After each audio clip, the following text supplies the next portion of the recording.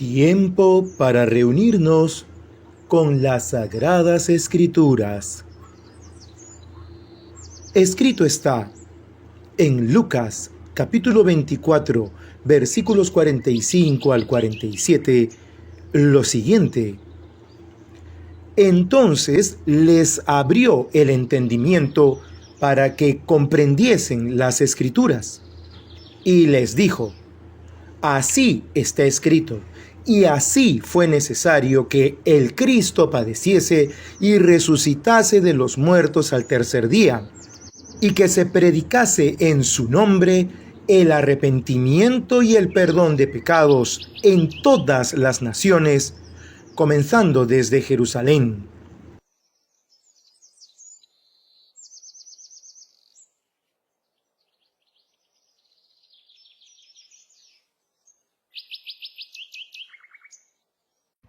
Qué alegría que estemos nuevamente reunidos aquí en este bello parque, como cada semana por la gracia de Dios, pudiendo abrir las Escrituras todavía siempre con libertad y con el ánimo predispuesto a estar atento a lo que el Señor nuestro Dios nos va a revelar justamente por medio de sus Escrituras y por medio de su Santo Espíritu en esta mañana. Como es nuestra costumbre, vamos a leer lo que dice la Escritura para recordar quién está en medio de nosotros en este tiempo, para que siempre con temor y respeto a nuestro Dios, podamos dirigir nuestra atención a su persona y rogarle que sea Él quien nos dirija por medio de su Sagrada Escritura. ¿Qué dice, como siempre, por favor? Mateo capítulo 18, versículo 20. Porque donde están 2 o 3 congregados en mi nombre, allí estoy yo en medio de ellos. Muchas gracias. Y en este momento, pues, vamos a orar al Señor para rogarle su favor, su atención y su enseñanza en este tiempo. Vamos a orar.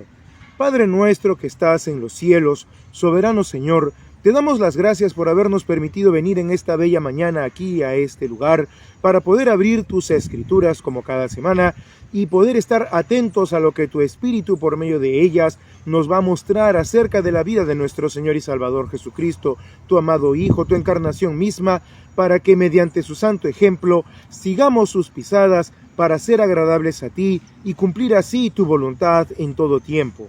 Guárdanos en este tiempo, Señor, perdonando nuestros pecados y dirigiendo siempre nuestra atención hacia tu persona, y para que este tiempo sea de edificación a nuestros hermanos y de camino de salvación para los que aún no te han conocido. Gracias, Padre Santo, que te lo podemos encargar todo esto en el nombre del Señor Jesús, en quien podemos ser salvos. Amén. Bien, y ahora vámonos, por favor, como no es ya nuestra costumbre, al Evangelio de Lucas. Vámonos, por favor, a Lucas, al capítulo 13. Vámonos a Lucas, al capítulo 13. La semana pasada habíamos cerrado el capítulo 12, recordando algunas anticipaciones y advertencias que había dado el Señor Jesús a sus discípulos, a los fariseos, escribas e intérpretes de la ley que estaban cerca de él, y a la muchedumbre de miles de personas que se habían reunido después que él había estado en casa de aquel fariseo que le había invitado a comer, en cuya casa el Señor, sin haberse lavado las manos como era costumbre de los judíos, se había sentado a la mesa, lo que provocó una situación que sirviera para que el Señor les hablara a estas personas y también a sus discípulos y por extensión a nosotros acerca de la hipocresía. El Señor, terminadas sus palabras a los judíos, como lo habíamos visto al final del capítulo 11 de Lucas, empieza un tema de enseñanza a sus discípulos sobre a quién ellos debían temer, porque les había reconvenido a que no cayeran en tener en sus vidas la levadura de los fariseos, que era la hipocresía. En este contexto, un hombre lo había interrumpido, pidiéndole al Señor que le dijera a su hermano que partiera con él su herencia. El Señor le responde: atiende a esta interrupción, y por medio de esta interrupción el Señor va a dar una serie de anticipaciones y advertencias, en primer término acerca de la avaricia. Recordemos que habíamos visto tiempo atrás que justamente lo vimos también en Lucas, en pasajes que analizaremos más adelante, los fariseos eran avaros y por eso llegaron a burlarse del Señor cuando él habla, como lo veremos más adelante, acerca de ese mayordomo que había sido acusado de disipador de sus bienes ante su señor. Eso lo veremos más adelante. Pero el Señor había aprovechado la situación para hablar acerca de la avaricia y prevenir a sus discípulos acerca de ello. También había hablado el Señor por medio de este contexto, volviéndolos a sus anticipaciones y advertencias, que más bien sus discípulos no debían tener cuidado de estar pendientes de las cosas materiales, ya que nuestro Padre que está en los cielos sabe de qué cosas tenemos necesidad incluso antes de que se lo pidamos, y que más bien como discípulos del Señor, habiéndonos dado el Padre el reino de Dios en nuestro cuidado, a nuestras manos, debíamos dedicarnos en todo momento y en todo lugar, primeramente y antes que nada, al reino de Dios. Y todas estas cosas necesarias no serían añadidas. El Señor pues les hace ver esto a sus discípulos y les hace ver que ellos más bien debían dedicarse a atesorar, valga la redundancia, tesoro en el cielo y a tener los lomos ceñidos, como lo vimos, de la verdad, de la palabra de Dios, y sus lámparas encendidas, cargadas de la palabra de Dios, para que llenos del Espíritu del Señor pudieran alumbrar a todo el mundo por medio de la vida de Cristo Jesús nuestro Señor, que sería reflejada en nosotros, sus discípulos, si el Espíritu Santo estaba lleno en nosotros, si ardía en nuestros corazones y si no lo habíamos apagado por causa de nuestro pecado. Luego pues de dar todas estas reconvenciones, el Señor pues llama a andar en santidad, como lo vimos la semana pasada, y a que debíamos tener cuidado de no caer en un pecado en el que justamente estos hombres, diciéndose religiosos, diciéndose a sí mismos justos, habían caído, y era el pecado de viendo, no ver. El Señor nos llama a no caer en esto, sino a andar como hijos de luz, como luminares a este mundo, alumbrando a nuestros hermanos para santificación y a los de afuera, a los incrédulos, para santificación. Pero ahora, terminado este tiempo, vamos a ver que en ese mismo contexto, en ese mismo tiempo, ocurre algo en la vida del Señor. Y lo vemos en el capítulo 13 de Lucas, desde el versículo 1 hasta el versículo 9. ¿Y qué dice, por favor, la Escritura en Lucas, desde el versículo 1 hasta el versículo 9 de este capítulo 13, que vamos a empezar a revisar al partir del día de hoy? ¿Qué dice, por favor, la Escritura en Lucas capítulo 13, versículos 1 al 9? En este mismo tiempo estaban allí algunos que le contaban acerca de los galileos cuya sangre Pilato había mezclado con los sacrificios de ellos. Respondiendo Jesús, les dijo: ¿Pensáis que estos galileos, porque padecieron tales cosas, eran más pecadores que todos los galileos? Os digo, no. Antes, si no os arrepentís, todos pereceréis igualmente. ¿O aquellos 18 sobre los cuales cayó la torre de Siloé y los mató, pensáis que eran más culpables que todos los hombres que habitan en Jerusalén? Os digo, no. Antes, si no os arrepentís, todos pereceréis igualmente. Dijo también esta parábola: Tenía un hombre una higuera plantada en su viña, y vino a buscar fruto en ella, y no lo halló. Y dijo al viñador: He aquí hace 3 años que vengo a buscar fruto en esta higuera, y no lo hallo. Córtala. ¿Para qué inutiliza también la tierra? Él entonces respondiendo le dijo: Señor, déjala todavía este año, hasta que yo cabe alrededor de ella y la abone. Y si diere fruto, bien, y si no, la cortarás después. Muchas gracias. Y entonces, a través de este hermoso pasaje que has dado lectura, vamos a encontrar 2 enseñanzas del Señor, aprovechando este curioso mensaje que le dan estos llamados algunos, que en breve vamos a ver quiénes son. El Señor va a hablar en este pasaje a estas personas, en donde estaban también sus discípulos presentes, porque se da en el mismo momento, como dice allí, en este mismo tiempo, a sus discípulos que estaban presentes aquí, va a hablar el Señor acerca de 2 cosas, que son las 2 consecuencias que trae no arrepentirse. Hay 2 consecuencias que trae no arrepentirse: la muerte, como lo vamos a ver desde el versículo 1 hasta el versículo 13, y el juicio de Dios, como lo vamos a ver desde el versículo 6 hasta el versículo 9. Estas 2 consecuencias son las que trae el hecho de no arrepentirse. de no dejar la mala vida. Recordemos que una cosa que había fustigado el Señor a los fariseos, saduceos, intérpretes de la ley y escribas en general a los religiosos era la hipocresía. Ellos aparentaban ser personas justas cuando no lo eran. Y una cualidad, una característica más que cualidad o cualidad negativa de estas gentes hipócritas era justamente no arrepentirse. El no arrepentirse era una cualidad de esta gente, una característica de esta gente. Ahora fijémonos en un detalle muy curioso. En el versículo 2 el Señor les dice, respondiendo Jesús les dijo, ¿pensáis que estos galileos, porque padecieron tales cosas, eran más pecadores que todos los galileos? Os digo no, antes si no os arrepentéis, todos pereceréis igualmente. Es curioso que el Señor no dijera, todos moriréis igualmente, sino todos pereceréis igualmente. En la actualidad, aunque la palabra perecer ya no está mucho en uso del vocabulario popular, como lo estuvo antaño, la palabra perecer suele usarse como sinónimo de morir, pero no es exactamente un sinónimo de morir. La palabra perecer más da la idea de ir por un camino hasta el final del mismo. Repito, la palabra perecer la usamos hoy en día como sinónimo de morir, como sinónimo de fenecer, de acabar. Pero la palabra perecer en su sentido más estricto da la idea, repito, de alguien que está caminando hasta llegar a una meta, hasta llegar a un final. Pero en este caso es un final de muerte.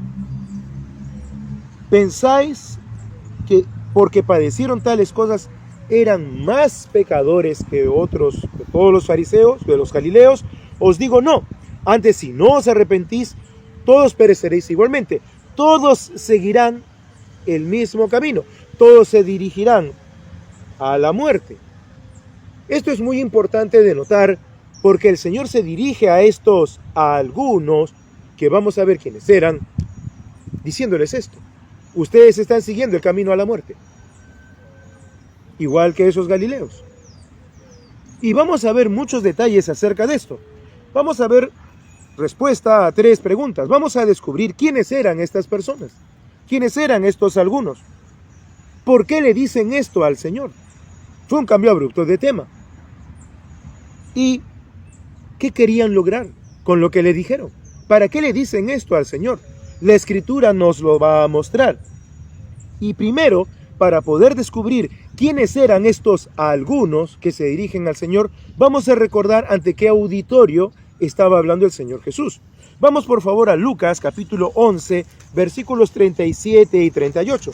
Recordemos que esto es una continuación de esta serie de eventos y conversaciones que el Señor había tenido con un grupo de personas específico. ¿Qué dice Lucas capítulo 11, versículos 37 y 38?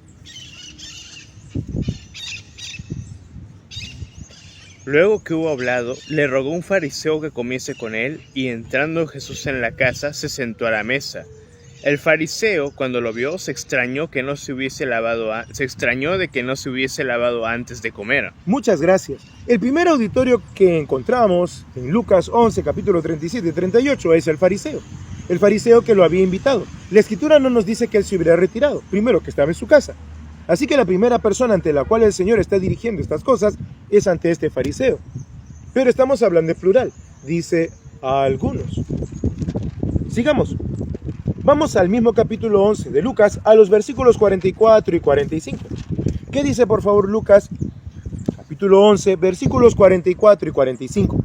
Ay de vosotros, escribas y fariseos hipócritas, que sois como sepulcros que no se ven, y los hombres que andan encima no lo saben. Respondiendo uno de los intérpretes de la ley le dijo, Maestro, cuando dices esto también nos afrentas a nosotros. Y él dijo, ay de vosotros también, intérpretes de la ley, porque cargáis a los hombres con cargas que no pueden llevar, pero vosotros ni aun con un dedo las tocáis. Muchas gracias. Entonces acá encontramos el resto del auditorio. El Señor no solamente había estado hablando a este fariseo que lo había invitado a su casa, sino que este fariseo, por alguna razón, había invitado también a otros fariseos, escribas e intérpretes de la ley, a los cuales el Señor les fustiga sobre su hipocresía. Ya estamos ampliando el auditorio. ¿Qué dice ahora, por favor, Lucas capítulo 12, versículo 1? En esto, juntándose por millares la multitud, tanto que unos a otros se atropellaban, comenzó a decir a sus discípulos primeramente: guardaos de la levadura de los fariseos, que es la hipocresía. Muy bien, gracias. Y entonces encontramos acá a un tercer elemento de este auditorio. Lo dice literalmente. Una multitud establecida, formada de millares, vale decir de miles de personas. ¿Qué tal problema que se había suscitado? Esta casa estaba atiborrada de gente y afuera de la casa se habían reunido miles de personas porque sabían que el Señor Jesús estaba ahí dentro. Se atropellaban, se estaban empujando, tratando de escuchar, tratando de ver. Dentro de esas miles de personas estaba este hombre que en el versículo 13 le dice: maestro, di a mi hermano que parta conmigo la herencia. Pero vamos a ver un cuarto auditorio en el mismo versículo 1 y en el versículo 16. ¿Qué dice el versículo 16, por favor? También les refirió una parábola diciendo: la heredad de un hombre rico había producido mucho. Este versículo se enlaza con el versículo 1 que acabas de leer, porque dice: dijo a sus discípulos primeramente. Lo primero que le dice a sus discípulos: guardaos de la levadura de los fariseos, que es la hipocresía. Y retoma en el 16. También les refirió otra parábola, aprovechando la interrupción de este hombre de la multitud. Así que el cuarto auditorio eran sus discípulos. Y no solamente sus discípulos, sino que entre los discípulos estaban los apóstoles.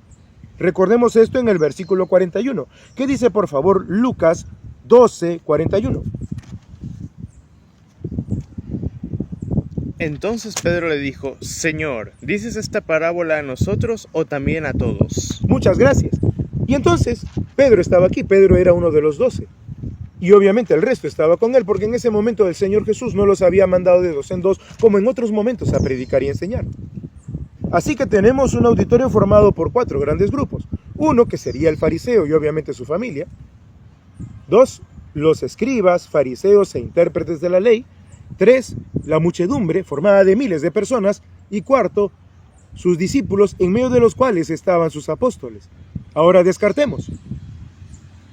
La multitud se había acercado para oírle, no para retarle, e incluso para que resolviera sus problemas, como siempre, como este hombre que lo había interrumpido en el versículo que leímos, en el versículo 13.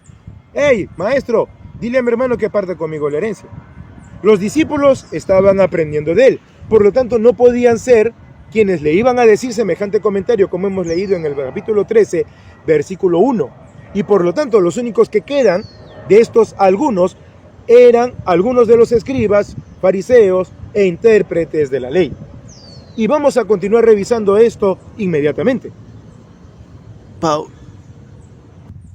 Entonces ya hemos descubierto a este particular grupo de personas, a estos algunos, y volvamos al al capítulo 13, versículo 1. Estos algunos de los escribas, fariseos e intérpretes de la ley le dicen: Jesús, ¿te has enterado? ¿No? Porque dice, le contaban acerca de los galileos, mire el cuadro tan tétrico, cuya sangre Pilato había mezclado con los sacrificios de ellos. Oye Jesús, ¿te has enterado de lo que le hizo Pilato a ciertos galileos? Y subrayemos esa palabra. Subrayemos esa palabra. Dijimos que íbamos a responder a 3 preguntas. ¿Quiénes eran estos algunos?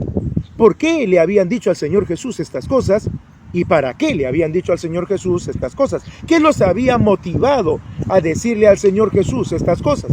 Sabiendo pues quiénes le habían dicho estas cosas al Señor Jesús, vamos a ver ahora inmediatamente algunas características que nos van a desvelar por qué le dijeron estas cosas. ¿Por qué le dijeron estas cosas? Revisemos su motivación. La motivación principal y primigenia. Regresemos a Lucas capítulo 11, recuerda que seguimos en esta enseñanza. Lucas capítulo 11, en los versículos 53 y 54. ¿Cómo acababa el capítulo 11 de Lucas?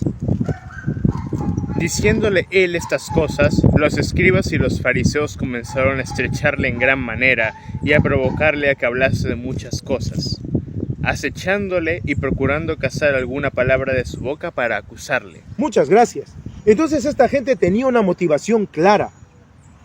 Ellos se habían sentido directamente ofendidos por el Señor Jesús. Su motivación estaba en estar agazapados. La palabra acechar es como cuando una persona quiere cazar a un animal. Se oculta, guarda silencio, está quieta observándolo. Esta gente estaba con una sola motivación. Tenemos que atrapar algo que él dice.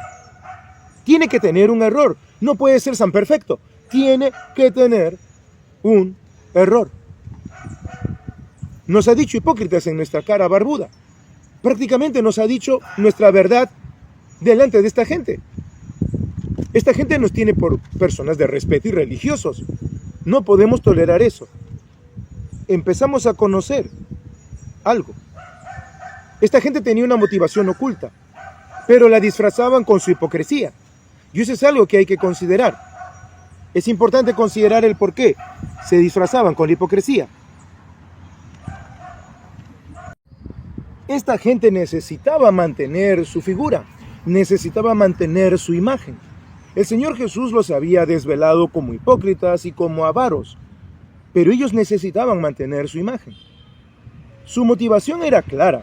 Ellos estaban al acecho, como si el Señor fuera un animal, observando y queriendo cazar alguna palabra de su boca.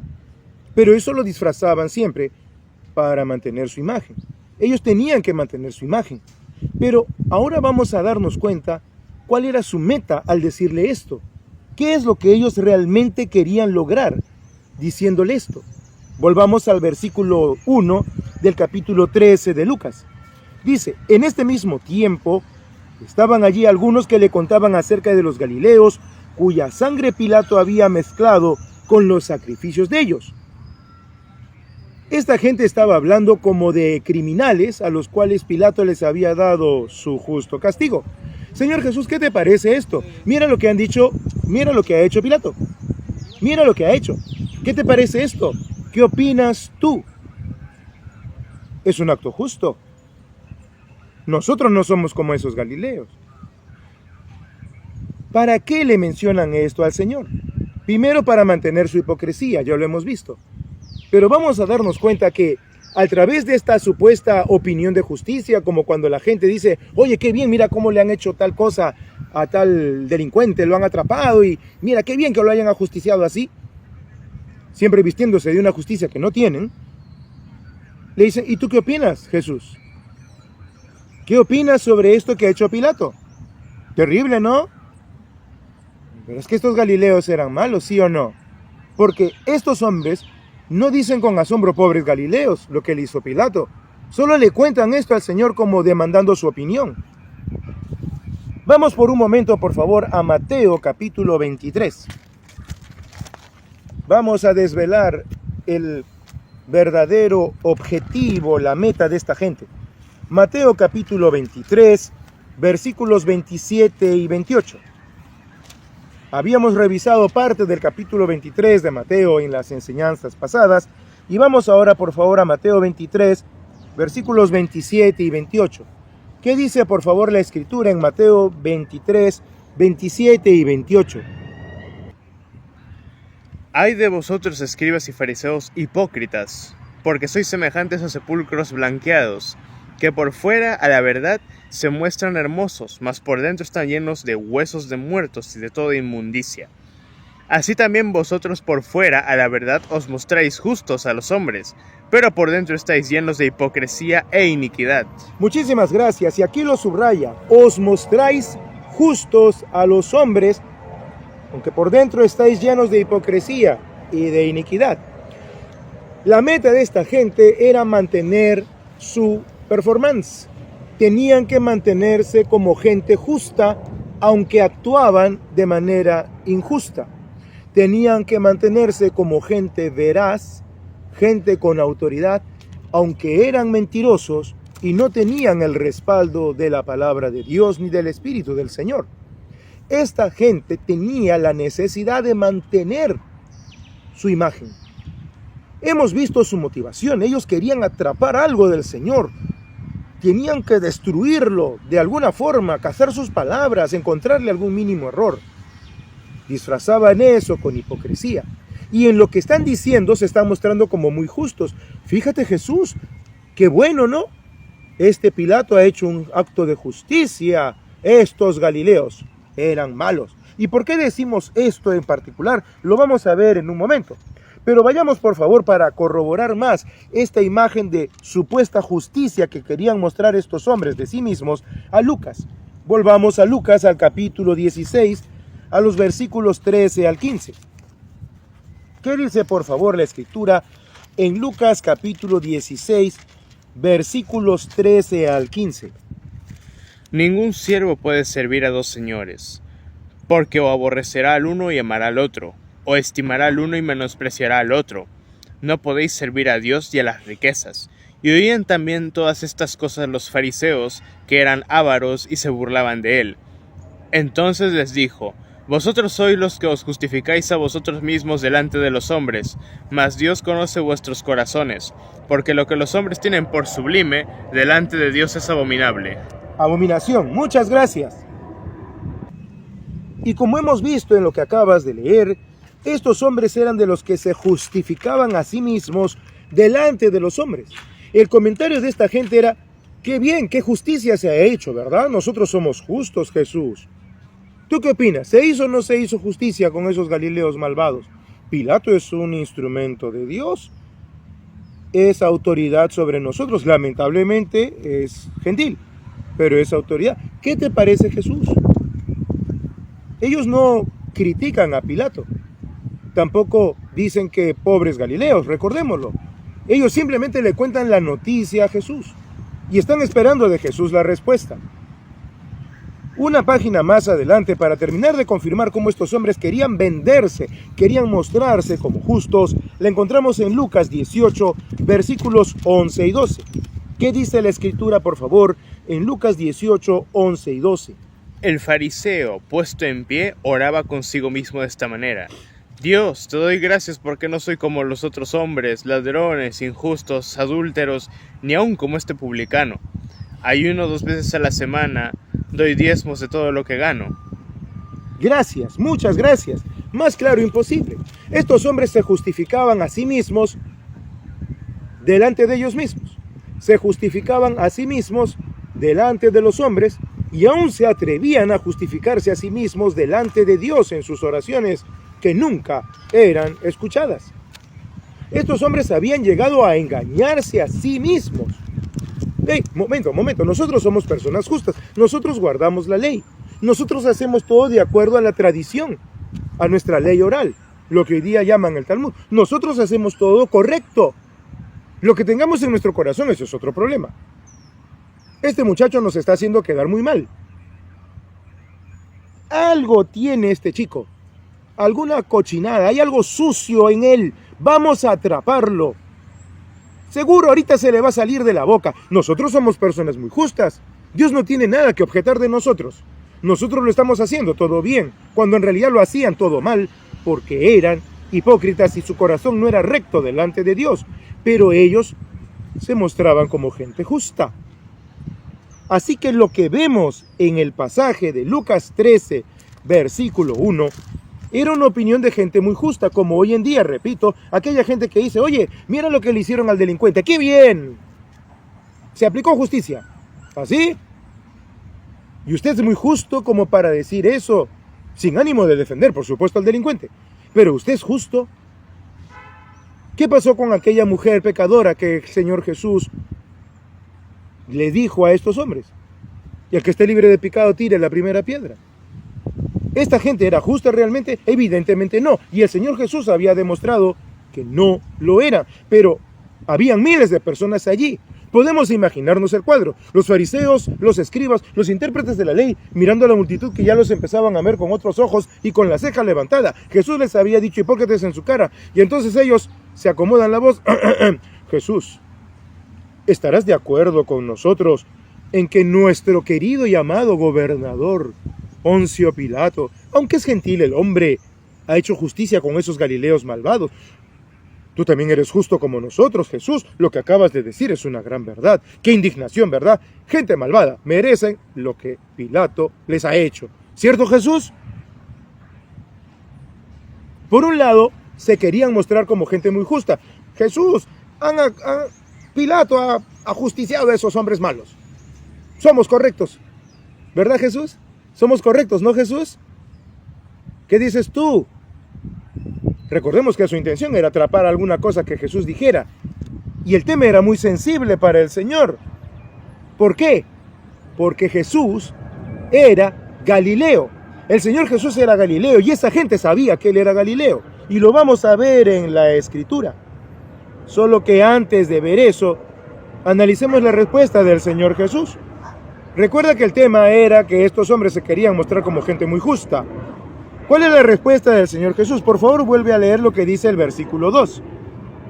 Respondiendo Jesús les dijo: ¿pensáis que estos galileos, porque padecieron tales cosas, eran más pecadores que todos los galileos? Y ahí está el detalle. ¿Pensáis que estos galileos eran pecadores? Por eso podemos afirmar que esta gente alegaba la muerte de estos galileos como un acto de justicia. O sea, ¿ustedes creen que porque Pilato les hizo esa monstruosidad, estos galileos eran más pecadores que todos los galileos? O sea, para ustedes ha sido un acto justísimo. Pero el Señor, como siempre, aprovecha las circunstancias para dar una lección valiosa a sus discípulos o para recordarles algo que Él ya había enseñado. Regresemos en el mismo Lucas unas páginas atrás y vamos a Lucas capítulo 6.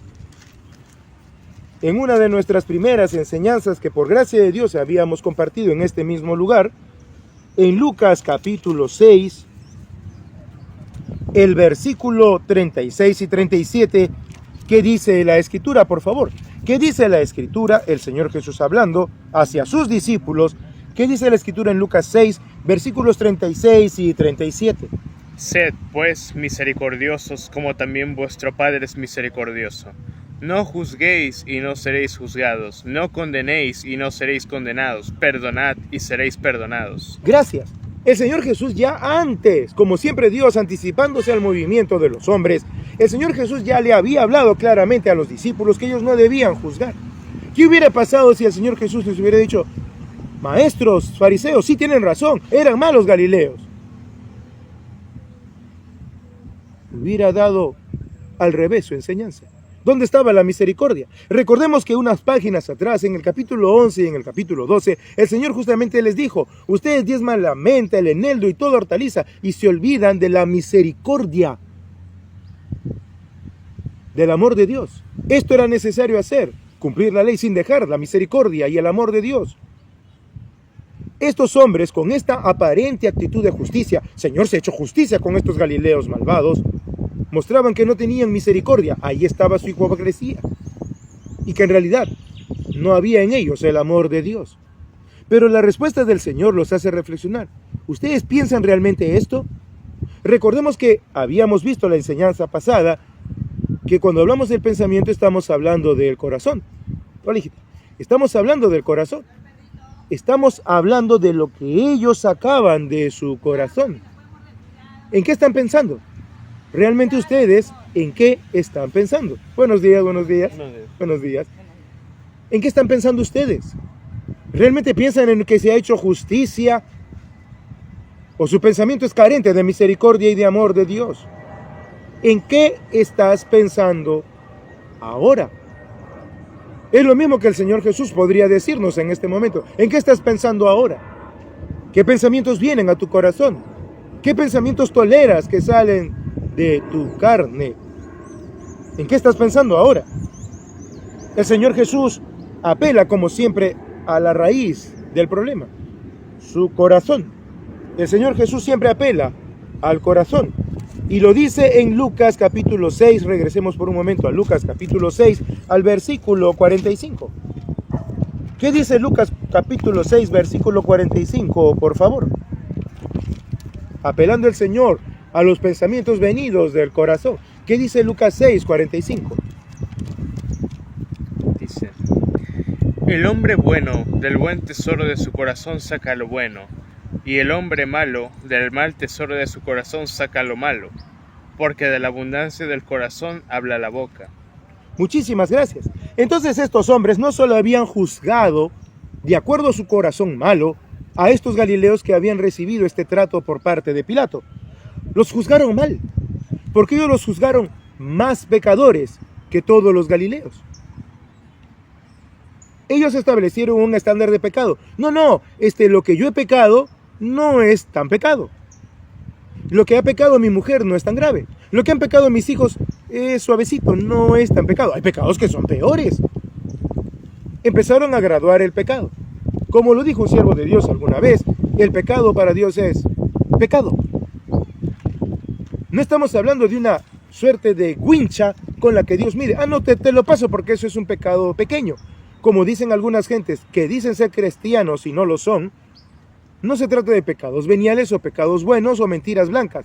No, el pecado es pecado y es una ofensa a Dios.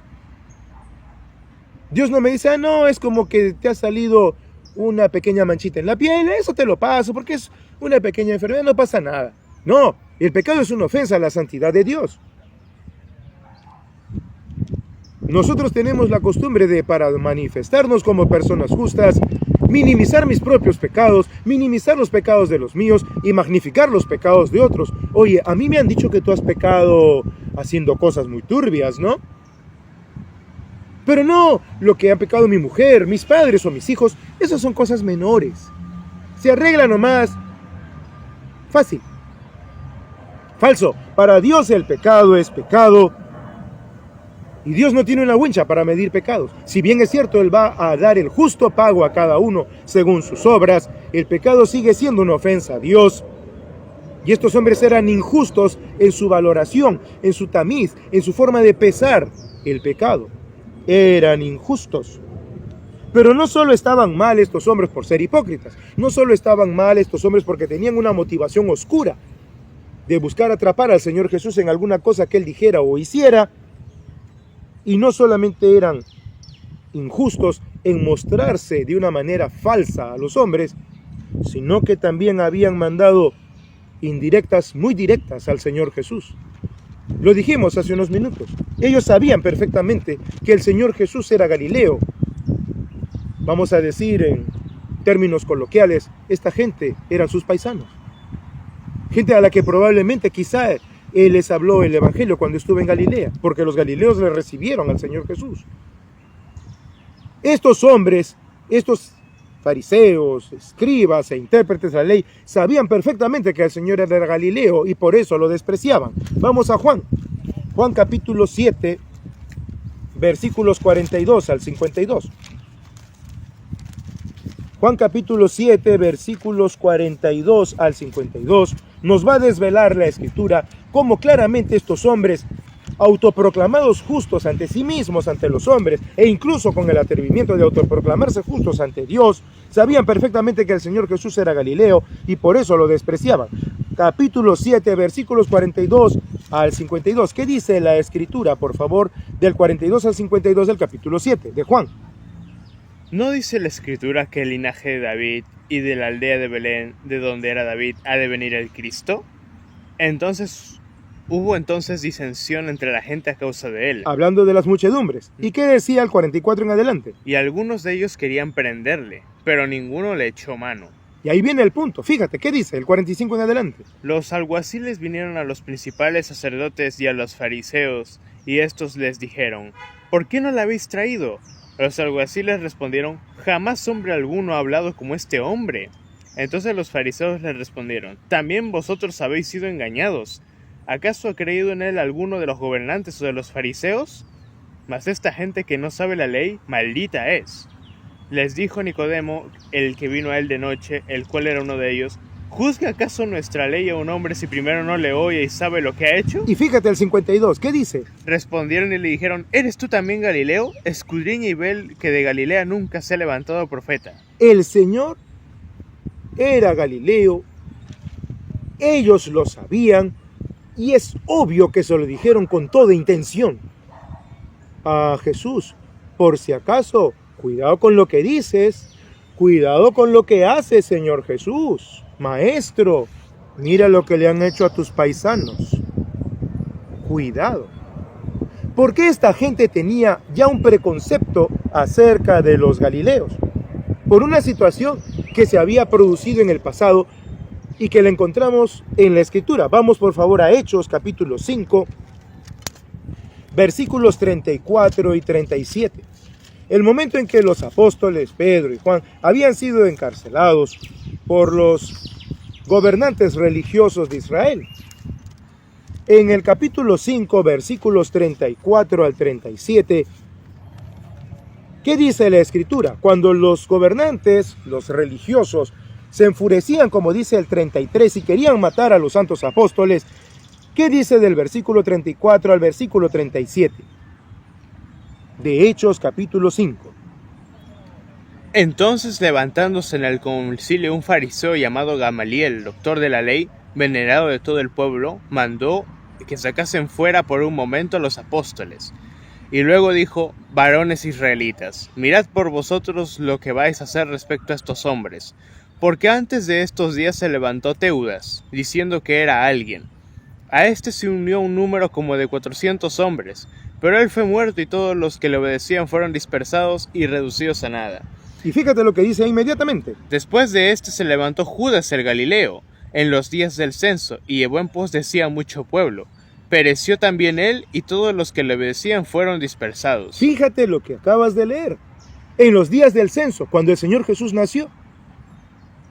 El Señor Jesús nació en los días del censo. En ese tiempo se había levantado un judío de Galilea, llamado justamente Judas el Galileo, y dice que había llevado tras sí a mucho pueblo. Obviamente se refiere a más de las 400 personas que el tal Teudas antiguamente se había levantado. O sea que estos fariseos probablemente veían al Señor: oye, acá tenemos otro Judas. Judas el Galileo, no Judas Iscariote, por supuesto. Acá tenemos otro cabecilla. Otra vez los galileos dando problemas. Ellos tenían un mal precedente. Y probablemente estos galileos a los que Pilato ajustició de esta manera, probablemente, no lo podemos afirmar porque la Escritura no lo desvela, pero puesto que el Señor Jesús no los tilda de personas justas o de víctimas a esos galileos que había matado Pilato de una manera tan atroz, probablemente eran sediciosos o revoltosos. Porque tampoco Pilato era un demente que fuera matando judíos así porque sí. Como gobernador de la provincia de Judea, él debía mantener la Pax Romana en todo momento. Pero para que él llegara a ese extremo, probablemente estos galileos eran revoltosos y seguían esta línea. Ya había habido problemas en Galilea con este tal Judas, el Galileo. Pero era obvio que los fariseos y los escribas y los intérpretes de la ley sabían perfectamente que Jesús calzaba con todo lo que estaba profetizado acerca del Mesías. Así que no era como Judas el Galileo, pero le dijeron estas cosas. A ver, pues, ¿qué opinas, no? ¿Qué te parece? ¿O tú también eres de ellos? ¿Qué te parece, Jesús? ¿Qué te parece? ¿No serás tú quizá medio pariente, descendiente, o de repente estás afiliado o vinculado con estos galileos, no? Porque hubo un tal Judas el Galileo que levantó mucho pueblo justo cuando tú naciste. ¿O curiosidad? ¿Qué opinas, Jesús? Esto era un ataque directo hacia el Señor Jesús. No eran meras palabras, no era un mero comentario. Por lo que dice Gamaliel, era ampliamente conocido entre los líderes religiosos la situación de ese Judas el Galileo. Así que entenderse puede por qué a Nicodemo, como lo acabas de leer en Juan, los fariseos dijeron: ¿qué? A ver, lee pues. Lee, ¿acaso de Galilea se levantó alguna vez profeta? Más bien se levantó Judas el Galileo. ¿Qué te pasa, Nicodemo? ¿Tú también has sido engañado? ¿Acaso ha creído alguno de nosotros en él? ¿Quién domina acá la ley? ¿Quién ha estudiado la ley? ¿Quién sabe más? Hoy diríamos, ¿quién ha ido a tal instituto, o seminario, o curso? ¿Quién sabe más acá? Escudriña, a ver pues. Pobre Nicodemo se quedó mudo, porque la Escritura no dice que le haya respondido. Fue un ataque directo hacia la persona del Señor Jesús. Pero recordemos, esta gente tenía un objetivo en el corazón: matar al Señor Jesús. En el fondo ellos querían matarlo. Vamos a Juan capítulo 5, unas páginas atrás de lo que hemos leído. Juan capítulo 5, versículos 14 al 18. Juan capítulo 5, versículos 14 al 18. ¿Qué dice la Escritura, por favor, en Juan capítulo 5, versículos 14 al 18? Después le dio Jesús en el templo y le dijo: mira, has sido sanado, no peques más para que no te venga alguna cosa peor. El hombre se fue y dio aviso a los judíos que Jesús era el que le había sanado. Y por esta causa los judíos perseguían a Jesús y procuraban matarle, porque hacía estas cosas en el día de reposo. Y Jesús les respondió: mi Padre hasta ahora trabaja y yo trabajo. Por esto los judíos aún más procuraban matarle, porque no solo quebrantaba el día de reposo, sino que también decía que Dios era su propio Padre, haciéndose igual a Dios. Gracias. Esto ya nos da luces que en sus corazones esta gente rabiaba contra el Señor Jesús. Esta gente, que Juan ya en el momento en que escribe esto le llama los judíos, para redondear a todos estos fariseos, escribas, intérpretes de la ley y otros engolfados de un supuesto celo por la ley, toda esa gente en el fondo quería matar al Señor Jesús por las cosas que decía, por las cosas que él hacía. Buenas, joven, ¿qué tal? Por las cosas que él decía o por las cosas que él hacía, sí o sí querían matarlo. Se les pasaba y nuevamente querían matarlo. Vamos a Juan capítulo 11, en el mismo libro, versículos 47 al 53. Estas gentes, cada uno por su lado, quería matar al Señor Jesús. Y como buenos hijos del diablo, llegaron a ponerse de acuerdo para matarlo. Repito, estas gentes, los fariseos por su lado, los escribas por su lado, los intérpretes de la ley por su lado, los judíos que se engolfaban, defensores de la ley por su lado, toda esta gente por su lado quería matar al Señor Jesús, pero tal fue su maldad que llegaron a ponerse de acuerdo para matarlo. ¿Qué dice, por favor, Juan capítulo 11, versículos 47 al 53? Entonces los principales sacerdotes y los fariseos reunieron al concilio y dijeron: ¿qué haremos? Porque este hombre hace muchas señales. Si le dejamos así, todos creerán en él, y vendrán los romanos y destruirán nuestro lugar santo y nuestra nación. Entonces Caifás, uno de ellos, sumo sacerdote aquel año, les dijo: vosotros no sabéis nada, ni pensáis que nos conviene que un hombre muera por el pueblo y que no toda la nación perezca. Esto no lo dijo por sí mismo, sino que como era el sumo sacerdote aquel año, profetizó que Jesús había de morir por la nación. Y no solamente por la nación, sino también para congregar en uno a los hijos de Dios que estaban dispersos. Así que desde aquel día acordaron matarle. Gracias. Fíjense, fíjate, qué cuadro tan realmente eriza la piel pensar en esta gente reunida ahí. Oye, este muchacho ya hace demasiadas señales, ¿qué hacemos? En el fondo ellos sabían lo que querían. Ellos querían matarlo. Pero nadie se atrevió a decir nada. Ahí estaba el sumo sacerdote. Como diciendo, estaban mirando a Caifás. ¿Qué dices? ¿Qué hacemos? Danos el espaldarazo divino. Danos el permiso. Autorízalo. ¿Qué hacemos con este muchacho? Hace demasiadas señales. Y ojo, ojo, Caifás va a destruir nuestro lugar santo. Nuestra nación. No dicen va a destruir el templo de Dios. Va a provocar que los romanos destruyan el templo sagrado, el lugar santísimo del Señor. Dice, estos romanos destruirán nuestro lugar santo, nuestra nación. Jesús, no es tu iglesia, dirían hoy en día los creyentes, los judíos, no es tu nación, Jesús, ¿sabes qué? Es nuestra, no tuya. Está bien, tú eres el Mesías, ya lo sabemos. Pero no queremos. Esto es nuestro. Te lo expropiamos. Esto es nuestro, no tuyo. Nosotros lo hemos cuidado. Es nuestro templo. Es nuestra nación. Estos judíos son nuestros judíos. Tú no vas a venir a quitarnos lo nuestro. Querían en su corazón matarlo para quitarle, porque sabían perfectamente quién era él. Al pobre lo insultaban de la peor manera. Como vamos a ver más adelante, hasta con su mamá se metieron. Lo insultaban de todas formas posibles para provocarlo. Y Jesús, inmutable. Pero en el fondo ellos querían matar al pobre muchacho. Querían matar al Señor Jesús. Y entonces Caifás, ustedes no saben nada. Les falta a ustedes.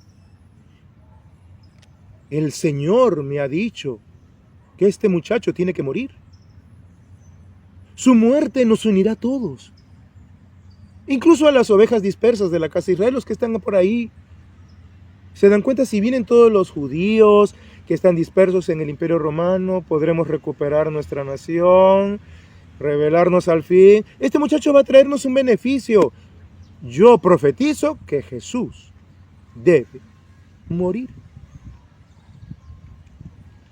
Caifás bajó la banderilla. Caifás bajó el mazo como un juez que sentencia a muerte.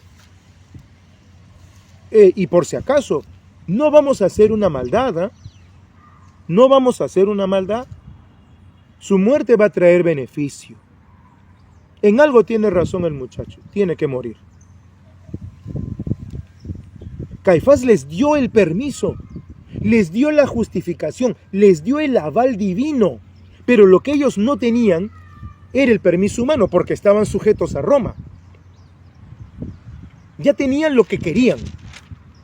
Ellos decían, quiero matarlo, pero no tengo permiso de la ley. No, este hace señales y el pueblo lo tiene por profeta. Y ahí tenían también otro problema, porque el pueblo tenía al Señor Jesús por profeta y estos judíos cobardes tenían miedo de que el pueblo se les fuera encima.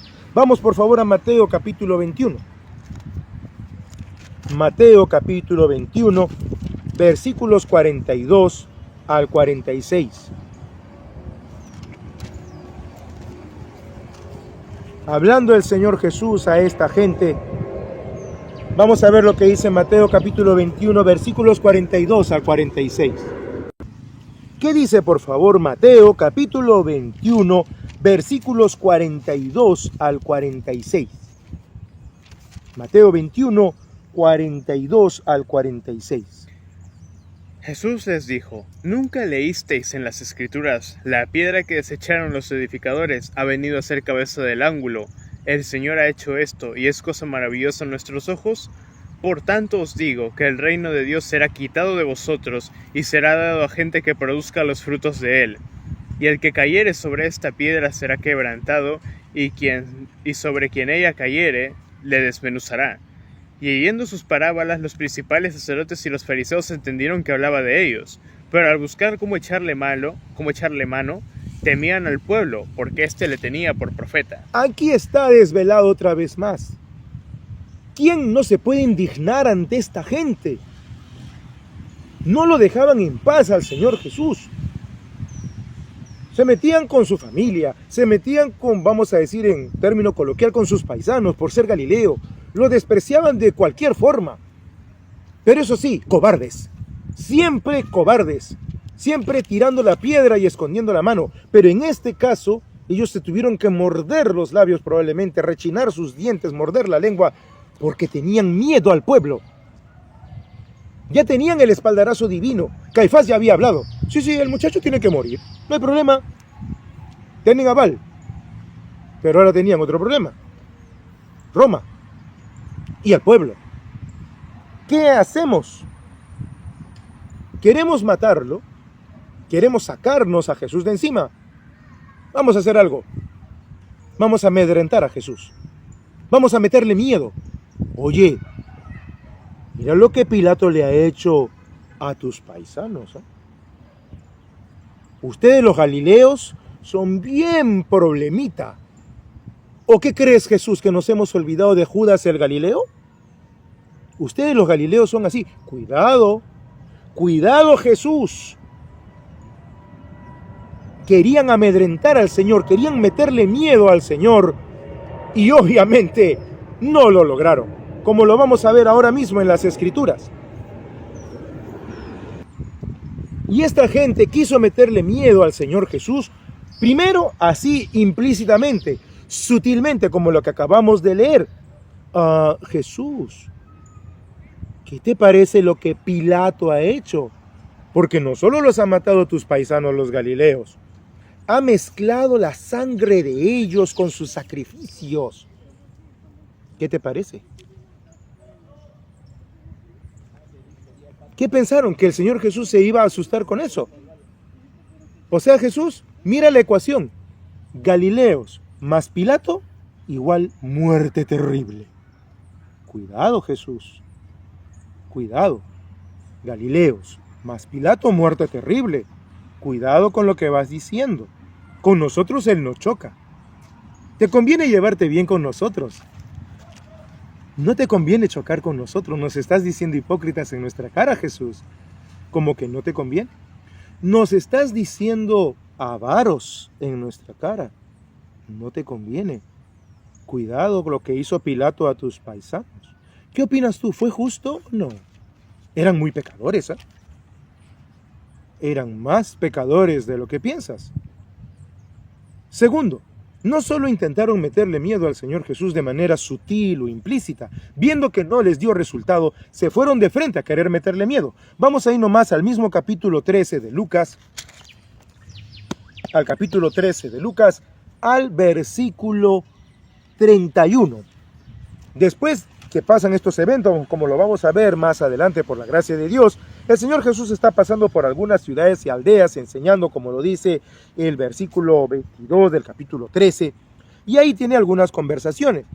Y ese mismo día que el Señor Jesús está conversando con la gente que le pregunta, Señor, ¿son pocos los que se salvan? Justamente es un tema muy importante que por la gracia de Dios lo veremos más adelante si el Señor lo permite. ¿Qué dicen estos fariseos al Señor Jesús? Versículo 31 del capítulo 13. Aquel mismo día llegaron unos fariseos diciéndole, sal y vete de aquí porque Herodes te quiere matar. Y les dijo, id y decid a aquella zorra, he aquí, echo fuera demonios y hago curaciones hoy y mañana, y al tercer día termino mi obra. Sin embargo, es necesario que hoy y mañana y pasado mañana siga mi camino. Porque... Sí. Qué bueno haber podido atender al amigo que nos pidió un lapicero. Pero ahora retomemos la lectura. Por favor, vuelve a leer desde el 31 hasta el 33 para volver al enfoque. En aquel mismo día llegaron unos fariseos diciéndole, sal y vete de aquí, porque Herodes te quiere matar. Y les dijo, id y decid a aquella zorra, he aquí echo fuera demonios y hago curaciones hoy y mañana, y al tercer día termino mi obra. Sin embargo, es necesario que hoy y mañana y pasado mañana siga mi camino, porque no es posible que un profeta muera fuera de Jerusalén. Muchas gracias. Entonces fijémonos el detalle. Habíamos dicho que esta gente quería amedrentar al Señor Jesús. Quería meterle miedo, primero con la muerte de sus paisanos. Jesús, mira lo que ha hecho. Recuerda la ecuación, Jesús. Pilato más Galileos, igual muerte terrible, no te conviene. Indirectas, pero acá se lo dijeron ya fríamente. Vete, vete. Herodes te quiere matar. Y por cierto, como vamos a ver en un momento, era una mentira. Herodes no quería matar a Jesús. Eso era una mentira. Y como bien has enfocado, el Señor Jesús le dijo, a ver, vayan y díganle a esa zorra. Se ve que ustedes hablan con Herodes, ¿cierto? Vayan y díganle. A ver si van a tener el valor ustedes. Y ellos, pico de cera, no dijeron nada. No dijeron nada. ¿Y por qué afirmamos que esta gente mintió? Se tomaron el nombre del rey Herodes. Eso era grave. Eso era muy grave. Es como si alguien en este momento se tomara el nombre del presidente o de la presidente de un país y dijera, oye, el presidente, o de repente en los países en donde todavía hay reyes, monarquías, como por ejemplo España, o de repente Reino Unido, donde hay rey, oye, mira, el rey ha dicho, el rey te quiere matar. Se han tomado el nombre de Herodes. Generalmente tenemos una imagen un poco equivocada acerca de Herodes en este contexto, confundiéndolo con su padre. Pero vamos a ver algo acerca de este Herodes. Vamos, por favor. Acá hay una pequeña arañita que quiere estar acá. La vamos a sacar a la pobre.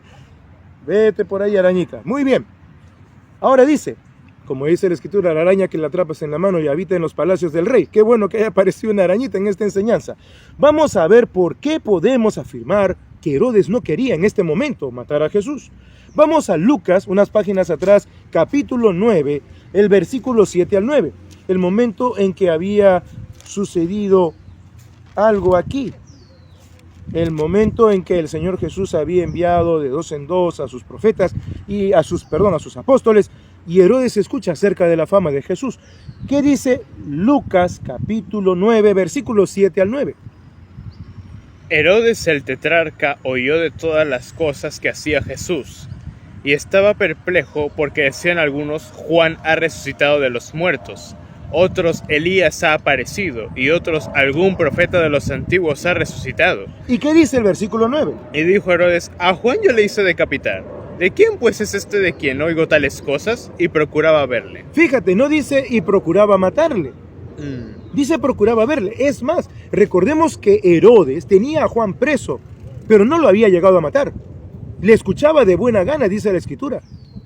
Cuando le hablaba del tema de Herodías, su cuñada con la que Herodes se había metido, diciéndole, no te es lícito tomar a la mujer de tu hermano, Herodes no, pero no, Herodes lo tenía ahí. No fue hasta que la hija de Herodías, instruida por su perversa madre, en el cumpleaños de Herodes le pide la cabeza de Juan el Bautista, que Herodes, dice la Escritura, entristecido, porque ahí, en su pleno cumpleaños, entre los brindis, la comida, había jurado, te doy, muchacha, hasta la mitad de mi reino, pídeme lo que quieras, quiero la cabeza de Juan el Bautista. Y entonces él se vio comprometido, era el rey, había jurado, y entristecido manda a matar a Juan. Y entonces aquí no dice procuraba matarle, procuraba ver a Jesús. ¿Dónde está? Uy, ya se movió de aldea. No, ¿dónde está? Otra, ya se movió de ciudad. ¿Dónde está Jesús? Quiero verlo. Tantas cosas hablan de él. Yo quiero verlo. Otra vez. Vámonos por favor a Lucas capítulo 23. En el mismo Lucas capítulo 23, versículos 7 al 15, que nos va a desvelar algo muy importante. ¿Qué dice la Escritura en Lucas 23, 7 al 15? Y al saber que era de la jurisdicción de Herodes, le remitió a Herodes, que en aquellos días también estaba en Jerusalén. Herodes, viendo a Jesús, se alegró mucho, porque hacía tiempo que deseaba verle, porque había oído muchas cosas acerca de él y esperaba verle hacer alguna señal. Y le hacía muchas preguntas, pero él nada le respondió. Y estaban los principales sacerdotes y los escribas acusándole con gran vehemencia. Entonces Herodes con sus soldados le menospreció y escarneció, vistiéndole de una ropa espléndida, y volvió a enviarle a Pilato. Y se hicieron amigos Pilato y Herodes aquel día, porque antes estaban enemistados entre sí. Entonces Pilato, convocando a los principales sacerdotes, a los gobernantes y al pueblo, les dijo: me habéis presentado a este como un hombre que perturbaba al pueblo, pero habiéndole interrogado yo delante de vosotros, no he hallado en este hombre delito alguno de aquellos de que le acusáis, y ni aun Herodes, porque os remití a él, y he aquí nada digno de muerte ha hecho este hombre. Muchas gracias. Fijémonos este testimonio que da Pilato, al que ya ellos le habían mencionado a Jesús. Oigan, ni Herodes ni yo creemos que este muchacho tiene que morir. Ustedes me han presentado al hombre como ya prácticamente lo peor. No es nada de lo que ustedes han dicho. Es más, Herodes lo menospreció, o sea, lo tuvo en poco. Como ya lo vio golpeado, lo vio mal, Jesús no le dijo nada, se quedó mudo. Ay, no, tú no eres nada. Juan sí, Juan me decía mis verdades y mi cara barbuda, ¿no? Pero tú, Jesús, póngale un traje, ya, esto eres el rey de los judíos, ya. Oh, majestad, ya, llévatelo a Herodes, llévatelo a Pilato. Y agradezcanle a Pilato porque yo quería ver a Jesús. Pero no, merecedor de pena de muerte, no, yo no me meto en este tema. Llévenselo a Pilato. Ni Herodes, ni Pilato encontraron culpa en el Señor Jesús, aunque tuvieron responsabilidad, por supuesto que sí. Como ya lo vamos a ver más adelante, eso no quita la responsabilidad que ellos tuvieron sobre el juicio injusto que pasó al Señor Jesús, pero ellos no lo consideraron culpable.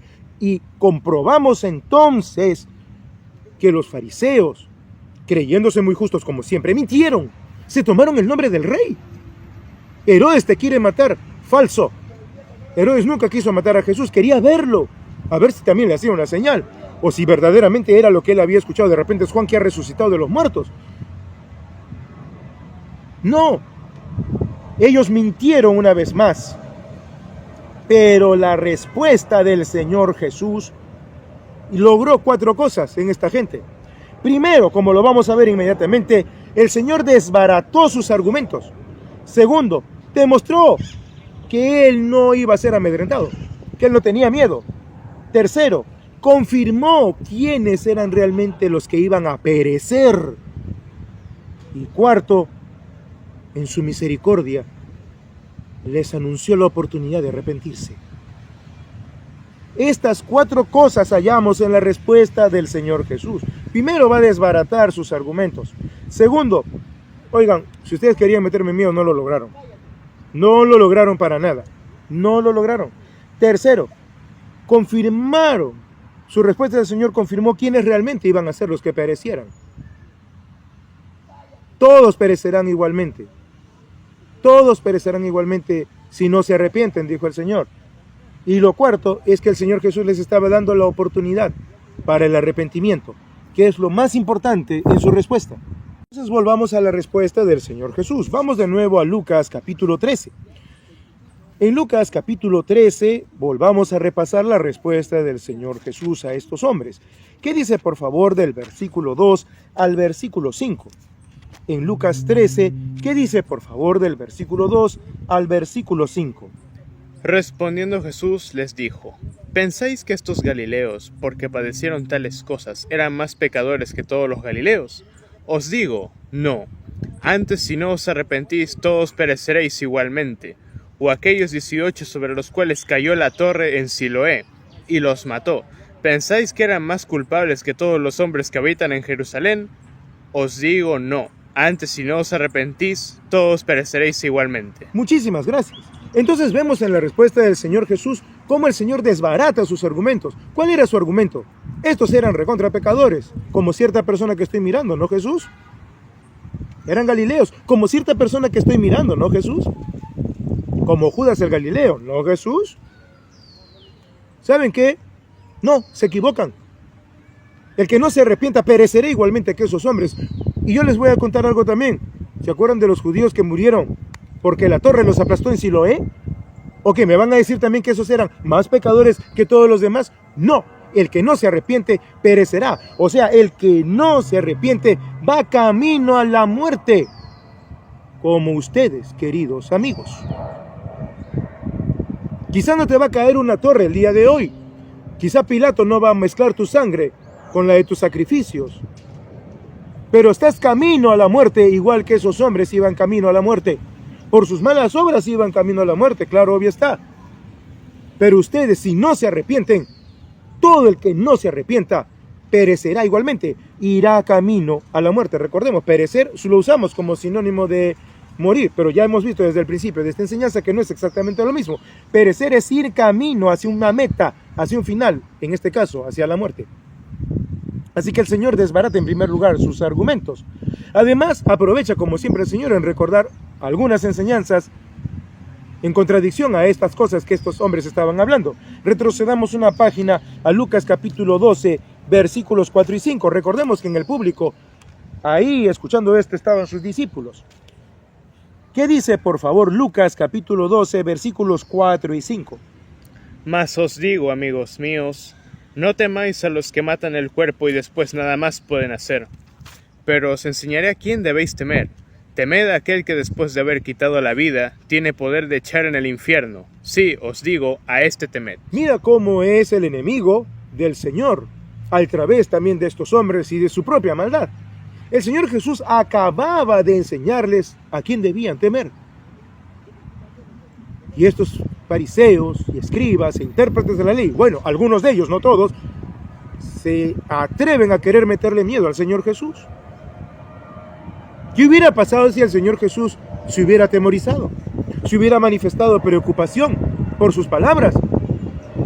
Hubiera caído al tacho su enseñanza de que a los discípulos les dijo: les enseñaré a quién debéis temer. Temed a Dios, no a los hombres que nada les pueden hacer. ¿Qué te van a hacer? ¿Quitar la vida? Nada más te van a hacer. Blasfemarán contra ti, levantarán falsos, arruinarán, te matarán y llegarás a la gloria por la gracia de Dios. ¿Qué más te van a hacer estos? No te pueden hacer nada más. Más bien yo te voy a enseñar a quién debes temer. Y también se las mando a ellos. Ustedes, que creen que a ustedes se les debe temer. No, se les debe temer a Dios. No a ustedes, ni a Pilato, ni a Herodes, ni a nadie. Sino a Dios. Porque Él sí puede echar al infierno al que no se arrepiente. Justo el Señor Jesús acaba de dar esta enseñanza y esta gente viene queriendo meterle miedo al Señor Jesús. Pero el Señor Jesús ya había desbaratado sus argumentos diciendo, ¿saben quién va a perecer? El que no se arrepiente. Como ustedes. Comprenderán. El que no se arrepiente. Arrepiéntanse. ¿Y por qué decimos como ustedes comprenderán? Porque lo que sigue en los versículos del capítulo 13 habla del juicio al que se expone, el que no se arrepiente. Pero sigamos. El Señor Jesús justo había enseñado de a quién se debía temer, pero también había dado una cosa muy bella que la vimos semanas atrás. ¿En quién podemos confiar? ¿Qué dice los versículos 6 y 7 ahí nomás, rápidamente, de Lucas capítulo 12? ¿No se venden 5 pajarillos por 2 cuartos? Con todo, ni uno de ellos está olvidado delante de Dios, pues aún los cabellos de vuestra cabeza están todos contados. No temáis, pues, más valéis vosotros que muchos pajarillos.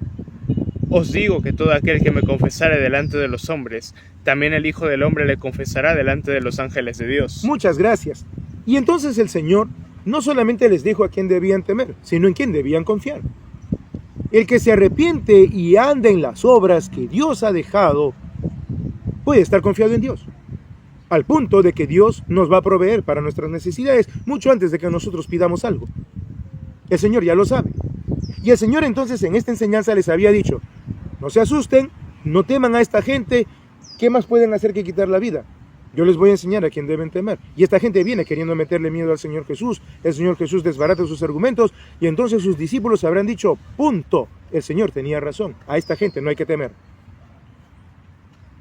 ¿Cuál habrá sido la reacción de Pedro, la respuesta de Pedro, de Juan y Jacobo, los Boanerges, los hijos del trueno? Oye, mira lo que le están diciendo al Señor. Mira lo que le dicen al maestro. Están chocando con sus paisanos, con los galileos. Pero ¿has escuchado la respuesta de Jesús? Los desbarató. Yo les voy a decir en quién deben temer. El que no se arrepiente debe temer. El que no se arrepiente debe temer el juicio de Dios. Porque si no, todos van camino a condenación igualmente. Perecerán igualmente. Así que el Señor corrige, desbarata estos argumentos y les demuestra por qué Él no estaba amedrentado. Él no estaba amedrentado porque Él sabía a quién debía temer. A Dios el Padre. Y en tanto el Señor estaba haciendo su voluntad, ¿para qué temer? Más bien confiar. Y esta es la enseñanza que le dio a sus discípulos. En tanto ustedes hagan la voluntad de Dios el Padre, a quien se debe temer, tened confianza. Dios va a proveer hasta lo último que necesitas. Es más, Dios sabe lo que necesitas, que ni siquiera tú sabes que necesitas, pero Dios te lo va a proveer. Te va a traer a las personas indicadas, te va a traer las provisiones indicadas en el periodo indicado, en el momento indicado. Así que no te preocupes, confía. Entonces el Señor primero desbarató sus argumentos con su respuesta y segundo había confirmado la enseñanza que había dado. Vamos por favor ahora a Lucas capítulo 13, nuevamente los versículos 2 al 5, para confirmar realmente quiénes iban a perecer. Respondiendo Jesús les dijo, ¿pensáis que estos galileos, porque padecieron tales cosas, eran más pecadores que todos los galileos? Os digo, no, antes, si no os arrepentís, todos pereceréis igualmente. O aquellos 18 sobre los cuales cayó la torre en Siloé y los mató, ¿pensáis que eran más culpables que todos los hombres que habitan en Jerusalén? Os digo, no. Antes, si no os arrepentís, todos pereceréis igualmente. Muchas gracias. Ahí estaba la respuesta. Y esto es una cosa muy curiosa, porque este tipo de pensamiento de estos judíos religiosos queda hasta el día de hoy en muchas gentes. ¿Te está yendo mal? ¿Qué habrás hecho, pues? ¿Te has enfermado? ¿Qué habrás hecho, pues? ¿Perdiste tu trabajo? ¿Estás mal? ¿Qué habrás hecho, pues? Y ojo, este tipo de pensamiento viene desde muchísimo más atrás. Recordemos el caso del mismo Job, que sus amigos, algunos de ellos alegaban, ¿no será que has pecado por allí, Job? Porque mira tanta desgracia que te viene. El Señor corrige. No, momento. Incluso recordemos, y lo vamos a ver más adelante también, cómo los mismos discípulos le habían dicho sobre un ciego, oye Jesús, ¿quién pecó? ¿Este o sus padres para que haya nacido ciego? Mostrando también creencias paganas en medio de sus prácticas judaicas, como ya lo vamos a ver más adelante. Jesús les aclara y les dice, no pecó este ni sus padres, sino que para la gloria de Dios ha nacido ciego. porque el Señor sabía lo que tenía que hacer, darle vista. Entonces, con su respuesta, el Señor confirma a estos hombres quienes realmente van a perecer. ¿Saben quiénes van a perecer? Mis queridos fariseos, mis queridos escribas, mis queridos intérpretes de la ley, mis queridos religiosos, mis queridos hipócritas, mis queridos avaros. ¿Saben quién va a perecer? Los que no se arrepienten. Esos son los que van camino a condenación, camino a la muerte. Esos son los que van a perecer. Y una cuarta cosa que vemos en la respuesta del Señor Jesús, lo dijimos hace unos minutos atrás, que en medio de todo el Señor Jesús nunca trató mal a esta gente. A pesar de que les hablaba duramente, el Señor los amaba. Y el Señor amaba a esta gente. Y vemos su amor cuando les ofrece la oportunidad del arrepentimiento por la obra de Jesús antes que venga el juicio. Recordemos sus palabras del Señor, leyendo por favor Lucas capítulo 13, versículos 6 al 9. ¿Qué dice Lucas 13, versículos 6 al 9? Dijo también esta parábola. Tenía un hombre una higuera plantada en su viña, y vino a buscar fruto en ella, y no lo halló. Y dijo al viñador, he aquí, hace 3 años que vengo a buscar fruto en esta higuera, y no lo hallo. Córtala. ¿Para qué inutiliza también la tierra? Él entonces respondiendo, le dijo, Señor, déjala todavía este año, hasta que yo cabe alrededor de ella y la abone. Y si diere fruto, bien, y si no, la cortarás después. Muchísimas gracias. La enseñanza era clara.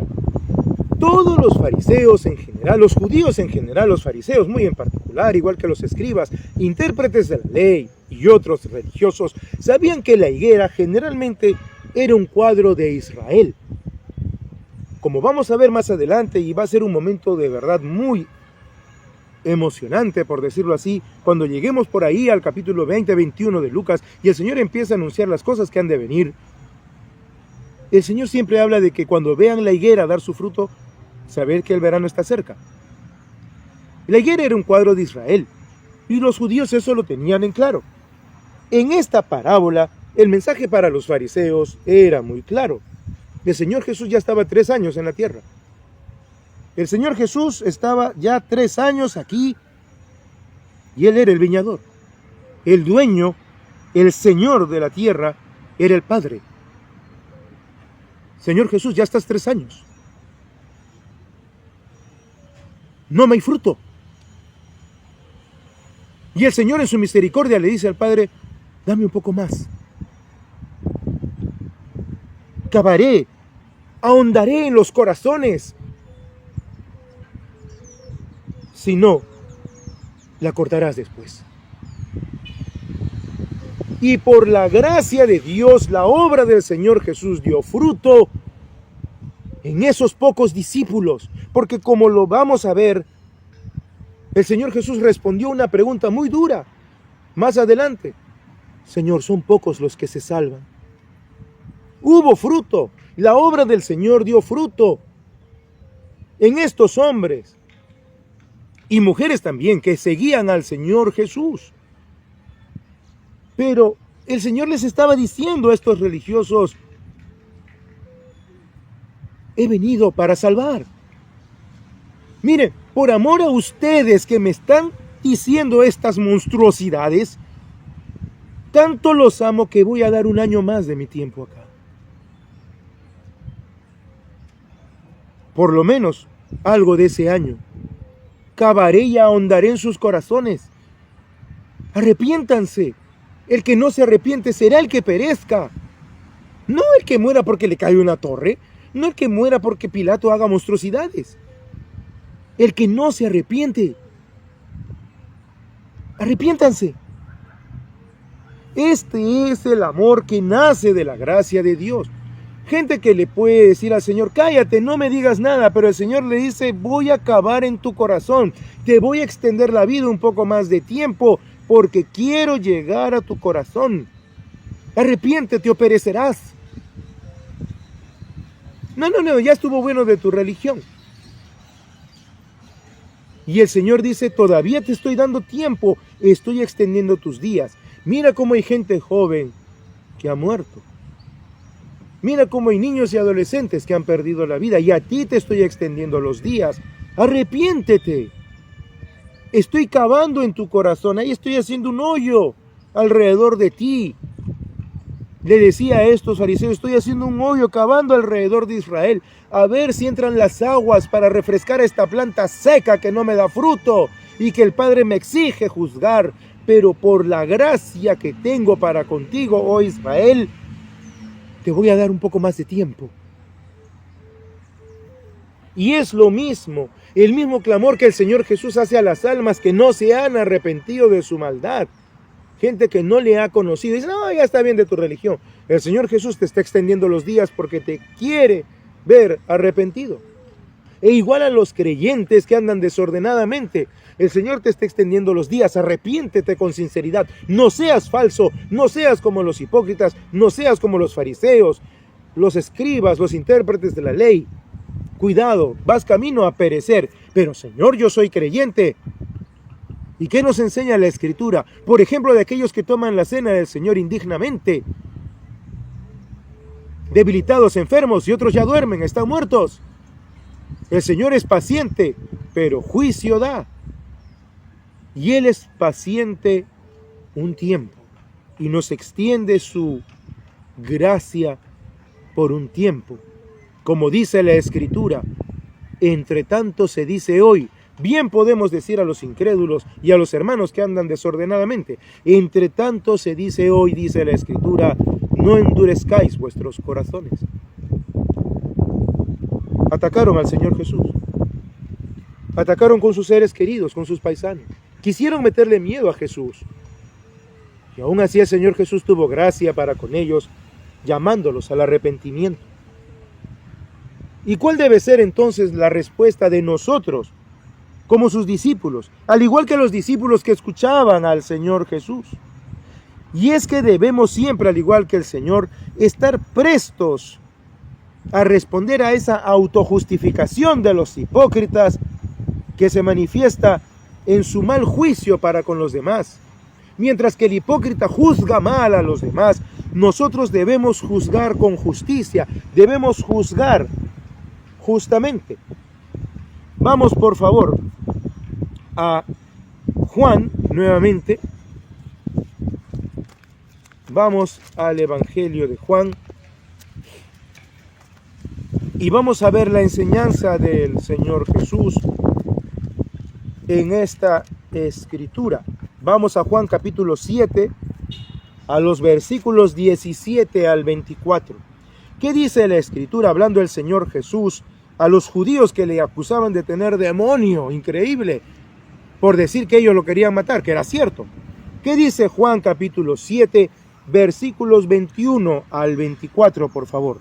Jesús respondió y les dijo, una obra hice y todos os maravilláis.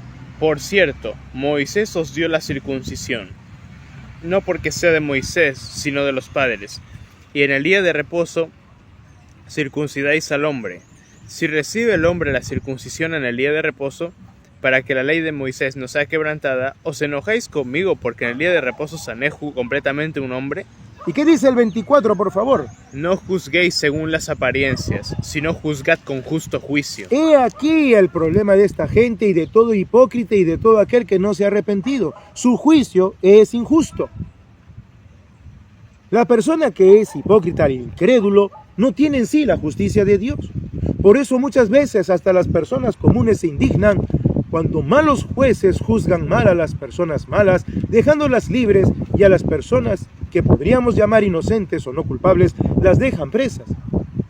¿Por qué? Porque el incrédulo juzga injustamente, juzga según la apariencia. Personas que han perdido seres queridos de unas maneras terribles, y los culpables salen liberados al poco tiempo. Pero esto no solamente se cumple con los incrédulos, también con los creyentes que andando desordenadamente han apagado al Espíritu Santo, como lo vimos la semana pasada, y juzgan injustamente, porque juzgan según la apariencia, porque como el discernimiento del Espíritu no está en ellos, juzgan como humanos, como carnales. Y justamente esto lo vamos a ver en 1 Corintios. Vamos por favor a 1 Corintios, capítulo 2. 1 Corintios, capítulo 2. en el capítulo 2 de Primera de Corintios, ¿qué dice por favor la Escritura desde el versículo 12 hasta el versículo 15? ¿Qué dice por favor Primera de Corintios capítulo 2, versículos 12 al 15? Y nosotros no hemos recibido el espíritu del mundo, sino el espíritu que proviene de Dios, para que sepamos lo que Dios nos ha concedido. Lo cual también hablamos, no con palabras enseñadas por sabiduría humana, sino con las que enseña el Espíritu, acomodando lo espiritual a lo espiritual. Pero el hombre natural no percibe las cosas que son del Espíritu de Dios, porque para él son locura, y no las puede entender, porque se han de discernir espiritualmente. ¿Y qué dice el versículo 15 y 16? En cambio, el espiritual juzga todas las cosas, pero él no es juzgado de nadie. Porque ¿quién conoció la mente del Señor? ¿Quién le instruirá? Mas nosotros tenemos la mente de Cristo. Muchísimas gracias. Queda claro. El carnal juzga injustamente. Juzga según la apariencia. El espiritual, el que anda en arrepentimiento, el creyente que anda en obediencia a Dios, juzga todas las cosas, aunque él no es juzgado de nadie. ¿Por qué? Porque tiene la mente de Cristo que, como lo dijimos la semana pasada, está aquí, hecha tinta y papel. Aquí está la mente de Cristo en su palabra bendita. Pero si nosotros no estamos, como lo vimos la semana pasada, nutridos de la Escritura, ¿cómo arderá en nosotros el Espíritu de Dios? ¿Cómo nos recordará lo que no sabemos por no haber leído la Escritura? ¿Cómo nos dará el discernimiento espiritual si no tenemos la Escritura en nuestra mente, en nuestro corazón? Juzgaremos injustamente. Nosotros, los discípulos de Cristo, debemos contraponernos a la autojustificación de los hipócritas, sean incrédulos o creyentes que andan desordenadamente, cuando juzgamos, como lo dijo nuestro Maestro el Señor Jesucristo, cuando juzgamos justamente. Y cuando juzgamos con justicia, cuando el Espíritu de Dios es el que nos hace discernir la palabra del Señor y por medio de ella podemos juzgar. Porque como lo dijo el Señor, no soy yo, es la palabra que os he hablado la que juzga. Y entonces cuando nosotros damos una opinión, no damos nuestra opinión, decimos como el Señor Jesús, escrito está, escrito está, escrito está. Por eso le duele al que actúa carnalmente, le duele al que actúa humanamente cuando uno dice escrito está. Duele, ¿por qué? Porque no pueden contradecir la Escritura. Y como son hipócritas o andan desordenadamente, su juicio es injusto y prefieren dejar la Escritura de lado y hacer su propio juicio. No, a mí me parece que este pecado no es tan grave. La Biblia está de lado, acá se hace lo que yo digo y acá todos salen felices y todos somos felices porque acá no hay arrepentimiento. Hay perdón sin arrepentimiento. Cuando la Escritura misma desde el tiempo antiguo, desde el antiguo pacto dice, el que encubre sus pecados no prosperará, mas el que los confiesa y se aparta, o sea, arrepentimiento, alcanzará misericordia. Solo alcanzamos la misericordia de Dios cuando hay arrepentimiento. Si no hay arrepentimiento, ¿cómo vamos a alcanzar la misericordia de Dios? Si no hay frutos dignos de arrepentimiento, por más que yo diga que soy creyente, o me atreva a decir que soy discípulo, o me atreva temerariamente a decir que soy cristiano, si no hay fruto de arrepentimiento, voy derecho a la muerte. Voy derecho al juicio de Dios. Así que lo primero que tenemos que hacer los discípulos es contradecir la hipocresía, juzgando justamente, bajo el discernimiento del Espíritu del Señor. Y otra cosa que debemos hacer los creyentes es oponernos al amedrentamiento. No debemos dejarnos asustar. No debemos dejarnos meter miedo por nada ni por nadie. Es más, en contraposición a esto, debemos hablar con todo denuedo, con valentía, la palabra de Dios. Debemos hablar con valentía la palabra de Dios. Vamos por favor a Lucas capítulo 12. De nuevo es atrevimiento, arrojo, que obviamente implica valentía. Vamos a Lucas capítulo 12, a los versículos 7 y al versículo 32. ¿Qué dice por favor Lucas 12, el versículo 7 y luego el versículo 32? Pues aún los cabellos de vuestra cabeza están todos contados. No temáis, pues, más valéis vosotros que muchos pajarillos. Muy bien, gracias. Ahí estamos, la confianza en Dios. ¿Y qué dice el 32? Del mismo capítulo 12. Versículo 32. No temáis, manada pequeña, porque a vuestro Padre le ha placido daros el reino. Fíjate que 2 veces, gracias, en su respuesta el Señor responde, no temáis, más valéis vosotros que muchos pajarillos. No temáis, vuestro Padre le ha placido daros el reino. Tenemos el reino de Dios asegurado. ¿Por qué vamos a temer? Tenemos la confianza en que Dios nos provee y que somos más valiosos que Él, que los pajarillos que Él creó con tanto arte y amor. ¿Por qué debemos tener temor? ¿Cómo contradecimos? ¿Cómo debemos responder cuando la gente nos quiere meter miedo por ser cristianos? Confiando en que el Señor dijo que no debíamos temer. No tenemos por qué temer. No tenemos por qué temer a los que nos quieren amedrentar. No tenemos por qué temer que nos van a quitar el reino de Dios, porque Dios le ha placido darnos el reino a sus discípulos de Cristo. Tampoco debemos temer al mundo. ¿Por qué? Porque el Señor venció al mundo. Vamos a Juan capítulo 16 para recordar esta magnífica sentencia del Señor Jesús. Juan capítulo 16, versículos 32 y 33. No debemos dejar que nos metan miedo porque ya el Señor nos ha dado su reino y toda provisión. Pero tampoco debemos temer a este mundo, a este sistema que está bajo el maligno. ¿Qué dice Juan capítulo 16, versículos 32 y 33? Los últimos 2 versículos del capítulo de Juan, capítulo 16, versos 32 y 33. He aquí la hora viene, y ha venido ya, en que seréis esparcidos cada uno por su lado, y me dejaréis solo. Mas no estoy solo, porque el Padre está conmigo. Estas cosas os he hablado para que en mí tengáis paz. En el mundo tendréis aflicción, pero confiad, yo he vencido al mundo. Muchas gracias. Qué maravillosa sentencia la del Señor. No teman este sistema. Recordemos que mundo viene del griego cosmos, que quiere decir sistema, forma de vida. No temas ser atacado por este sistema. Si revisamos capítulos atrás, y animo al que vea y escuche este material a hacerlo, vamos a ver una enseñanza preciosa del Señor Jesús hacia sus discípulos. Ustedes están en mi mano está en la mano del Padre, y nadie los arrebatará de mi mano ni de la mano del Padre. ¿Quién puede contra Dios? Este sistema, por más caído que esté, no puede contra Dios. El enemigo que está bajo control de este sistema no puede contra Dios, no puede contra el Señor Jesús. Entonces el Señor nos demuestra que podemos estar confiados. Buenos días. Muy amable, gracias, Dios le bendiga. No debemos temer, ni dejarnos meter miedo, ni por los que se oponen a la palabra de Dios, los hipócritas, ni por sus amenazas, ni por este sistema, ni por quien gobierna este sistema, ni siquiera debemos temer a la muerte. Vamos por favor a Hechos capítulo 4. Primera de Corintios 15. Vamos a Primera de Corintios 15 antes de ir a Hechos. Primera de Corintios 15, versículos 51 al 55. No tenemos motivo alguno de temer, ni siquiera la muerte. Primera de Corintios 15, versículos 51 al 55. ¿Qué dice la Escritura en Primera de Corintios 15, 51 al 55?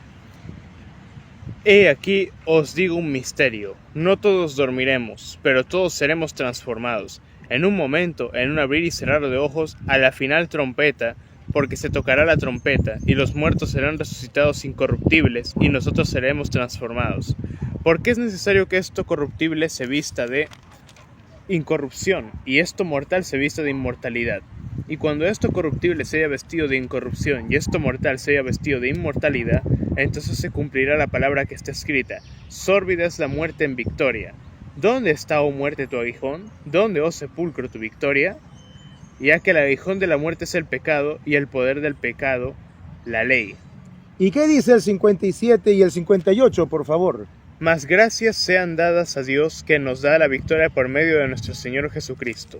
Así que, hermanos míos amados, estad firmes y constantes, creciendo en la obra del Señor siempre, sabiendo que vuestro trabajo en el Señor no es en vano. Aquí hay una cosa muy bella dentro de toda la belleza de la doctrina del Señor Jesucristo, dada por medio de su siervo, por inspiración del Espíritu Santo, por medio del apóstol Pablo, acerca de este misterio. Decía él: no todos dormiremos, pero todos seremos transformados.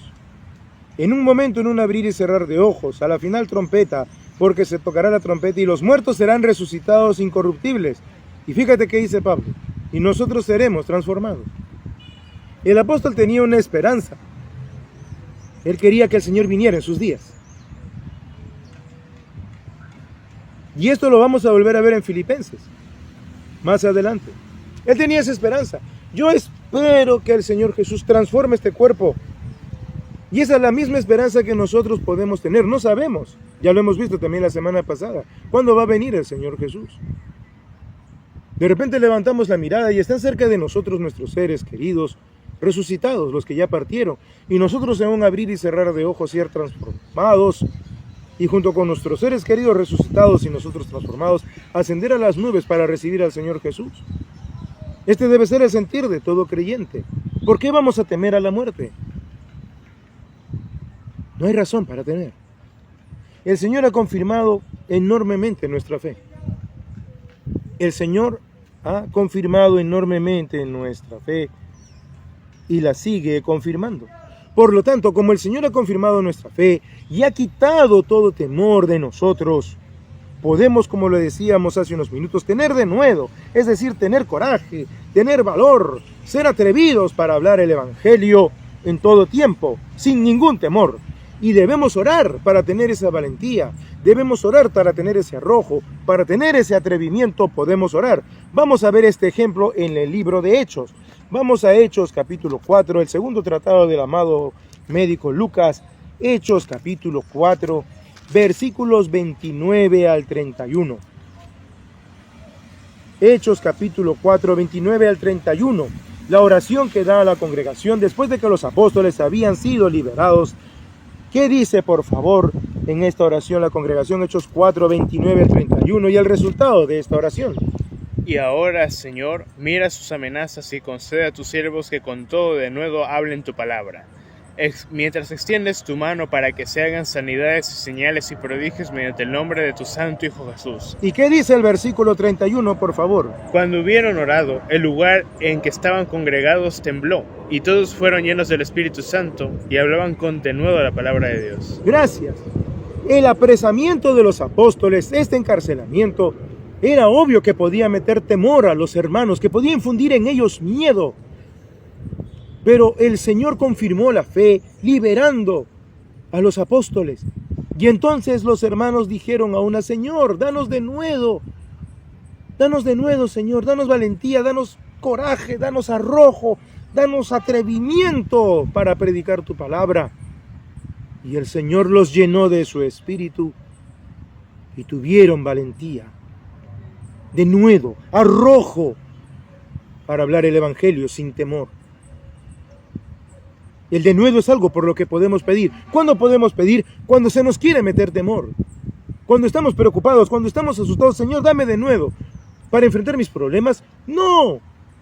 Para hablar tu palabra, porque yo sé que todas mis necesidades están cubiertas por ti. Que hasta la muerte la tengo asegurada por ti. Dame valor para seguir hablando tu palabra. Dame fuerzas, dame garganta, dame cuerpo. Dame tiempo, dame recursos. Dame boca para seguir hablando en tu santo nombre y dar testimonio de ti. Y el Señor lo concede.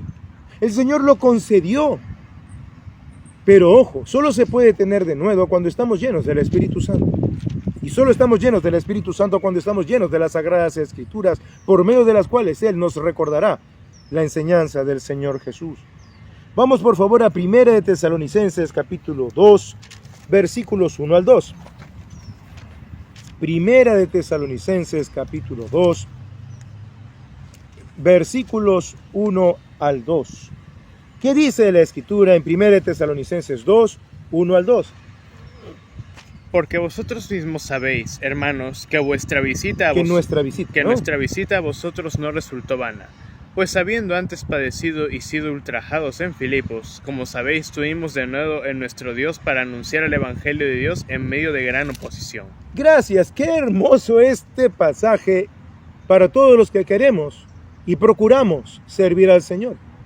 Ustedes saben lo que nos pasó en Filipos, cómo nos encarcelaron, nos metieron en el cepo hasta la prisión de más adentro. ¿Y saben qué tuvimos? Coraje y valentía y arrojo para hablar al Señor Jesús, su palabra. Tuvimos eso y ustedes lo vieron. Así nos quieren meter miedo, nos han metido en la prisión, hasta la prisión de más al fondo. ¿Y qué hizo el apóstol con el siervo de Dios, Silas? Cantaban salmos a Dios. Los presos los oían, cantaban himnos a Dios, dice la Escritura, y los presos los oían. Solo podemos tener ese arrojo y ese denuedo, esa valentía, cuando estamos llenos de la palabra de Dios. Ya lo dice la Escritura, lo vimos la semana pasada. Sed llenos del Espíritu, ¿cómo? Hablando en vuestros corazones con salmos, himnos, cánticos espirituales, cantando y alabando al Señor en vuestros corazones. La palabra de Cristo mora en abundancia en vosotros. Lo vimos la semana pasada. Solo podremos tener valentía cuando el Espíritu Santo, por medio de las Sagradas Escrituras, moldea al rojo vivo la vida de Cristo en nuestra vida. Y al igual que el Señor Jesús, tenemos ese denuedo para corregir a los que contradicen y oponernos a los que quieren meter temor y miedo en nuestras vidas. Vamos por favor unas páginas atrás a Filipenses capítulo 1, versículos 12 al 14. Filipenses capítulo 1, versículos 12 al 14. ¿Qué dice el apóstol Pablo por inspiración del Espíritu Santo a los hermanos de Filipos? Quiero que sepáis, hermanos, que las cosas que me han sucedido han redundado más bien para el progreso del Evangelio, de tal manera que mis prisiones se han hecho patentes en Cristo, en todo el pretorio y a todos los demás. Y la mayoría de los hermanos, cobrando ánimo en el Señor con mis prisiones, se atreven mucho más a hablar la palabra sin temor. Aquí está. La prisión de Pablo se había hecho conocida en toda la cárcel, en todo el pretorio, y a todos los que estaban por ahí. Oye, ¿has visto ese preso? Está feliz. Está tranquilo. Sigue hablando de su Dios. Y entonces, ¿cuál fue el efecto de ese coraje, de ese arrojo, de ese valor, de ese atrevimiento del Señor a través de Pablo? Los hermanos se animaron también a hacer igual. Y entonces Pablo les dice a los hermanos de Filipos: hermanos, no se preocupen, lo que me ha pasado ha redundado en beneficio del Evangelio. Los hermanos han cobrado ánimos en mis prisiones. ¿Qué hubiera pasado si Pablo hubiera estado: ay, hermanos, qué triste, qué difícil es la cárcel, qué terrible servir a Cristo así, cuánta hambre y sed tengo, qué frío, qué frío? No. El valor, la valentía, el denuedo, como dice la Escritura, del siervo de Dios produjo esta motivación en los hermanos. Y ojo que él había pedido, como lo vimos y lo veremos siempre en Efesios, a los hermanos. En Efesios, retrocedamos una paginita nomás, en Efesios. Dice en Efesios capítulo 6, versículos 17 al 19, hasta el 20. ¿Qué dice, por favor, desde el versículo 17 al 20, Efesios 6? Tomad el yelmo de la salvación y la espada del Espíritu, que es la palabra de Dios, orando en todo tiempo con toda oración y súplica en el Espíritu, y velando en ello con toda perseverancia y súplica por todos los santos, y por mí, a fin de que al abrir mi boca me sea dada palabra para dar a conocer con denuedo el misterio del Evangelio, por el cual soy embajador en cadenas, que con denuedo hable de él como debo hablar. Muchas gracias, ahí está. Así que no solo era que el Espíritu de Dios, y aquí es lo bello de vivir como creyente en comunidad, como iglesia, lo bello, cuando el Espíritu me llena, pero aún así, ¿qué hace Dios por su misericordia? Hermanos, oren por mí, para que no me falte valentía, no me falte arrojo, no me falte denuedo, no me falte fuerza para anunciar el Evangelio. Oren por mí. Y esto dio fruto, porque el Señor, siempre que pedimos, como dice la Escritura, algo conforme a su voluntad, Él nos oye. El apóstol no estaba pidiendo para sus necesidades, no estaba pidiendo para ser liberado, estaba pidiendo para tener valentía, arrojo, temeridad, en el buen sentido de la palabra, arrojo, nuevamente, atrevimiento, si se quiere, para hablar la palabra de Dios. No estaba pidiendo, hermanos, pidan para que sea liberado, pues acá es feo. No. Y ese pedido fue respondido. Y a Filipenses les dice, a los hermanos de Filipos, hermanos, redundó para bien. Todos en el pretorio, ¿no escuchan? Mis prisiones.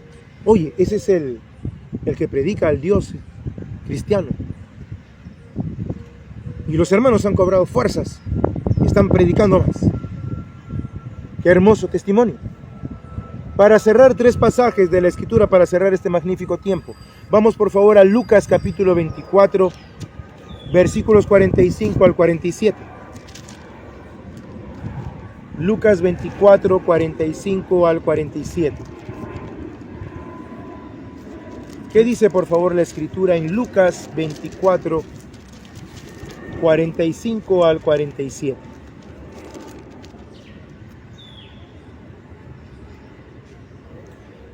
Entonces les abrió el entendimiento para que comprendiesen las Escrituras, y les dijo: así está escrito, y así fue necesario que el Cristo padeciese y resucitase de los muertos al tercer día, y que se predicase en su nombre el arrepentimiento y el perdón de pecados en todas las naciones, comenzando desde Jerusalén. ¿Y qué dice por favor el 48? Y vosotros sois testigos de estas cosas. Gracias. Entonces, el Señor les abre el entendimiento para que comprendan la Escritura y los envía como testigos suyos a predicar en su nombre el arrepentimiento, justamente lo que estamos viendo, y el perdón de pecados. Y en esto se cumple el cuarto propósito que tuvo el Señor Jesús con estos hombres que lo acusaban, que le querían meter miedo. Arrepiéntanse. El Señor Jesús les dijo a esta gente: arrepiéntanse, en la parábola, arrepiéntanse. Yo estoy acá todavía un tiempo más. El Padre ya quiere aplicar juicio sobre ustedes. Arrepiéntanse. ¿Y qué manda el Señor a sus discípulos? A que prediquen el arrepentimiento. Y entonces lo que nosotros debemos decir a nuestros hermanos: arrepiéntete. Anda ordenadamente, no andes en el desorden. Y a los incrédulos: arrepiéntete. Mira que Dios te está concediendo vida. Todavía no ha venido a juzgarte, no ha pedido tu alma, como en la parábola que vimos la semana pasada. Arrepiéntete, todavía estás a tiempo. No pierdas tiempo. Arrepiéntete, todavía estás a tiempo. Vamos a Hechos capítulo 26, por favor. Hechos capítulo 26, versículos 19 al 21. Dando su testimonio Pablo ante el rey Agripa, ¿qué dice la Escritura en Hechos 26, 19 al 21, por favor? Por lo cual, oh rey Agripa, no fui rebelde a la visión celestial, sino que anuncié primeramente a los que están en Damasco y Jerusalén, y por toda la tierra de Judea y los gentiles, que se arrepintiesen y se convirtiesen a Dios, haciendo obras dignas de arrepentimiento. Por causa de esto, los judíos, prendiéndome en el templo, intentaron matarme. Muchísimas gracias, lo mismo que al Señor Jesús. Pero fíjate el mensaje, ¿qué le mandó el Señor? Dice, predicando que se arrepintiesen a los gentiles, a los demás, a los nosotros, personas no judías, que se arrepintiesen e hiciesen obras dignas de arrepentimiento. Y nuevamente, entonces, no se trata solo de decir como una fórmula mágica: sí, yo creo en el Señor Jesús, o sí, ya oré, ya me perdonó y se acabó. Ahora sí, a vivir correctamente. No, arrepentimiento. Claro que vivir correctamente, por supuesto, pero no sin arrepentimiento. Cuidado con la máscara de hipocresía. Ya me libré del problema, ya me libré del castigo, ya me libré de la disciplina, ya me libré de todo. Ahora sí, a vivir mi vida tranquilo. No, fruto digno de arrepentimiento. Si no hay frutos dignos de arrepentimiento, no sirve. Tiene que haber arrepentimiento.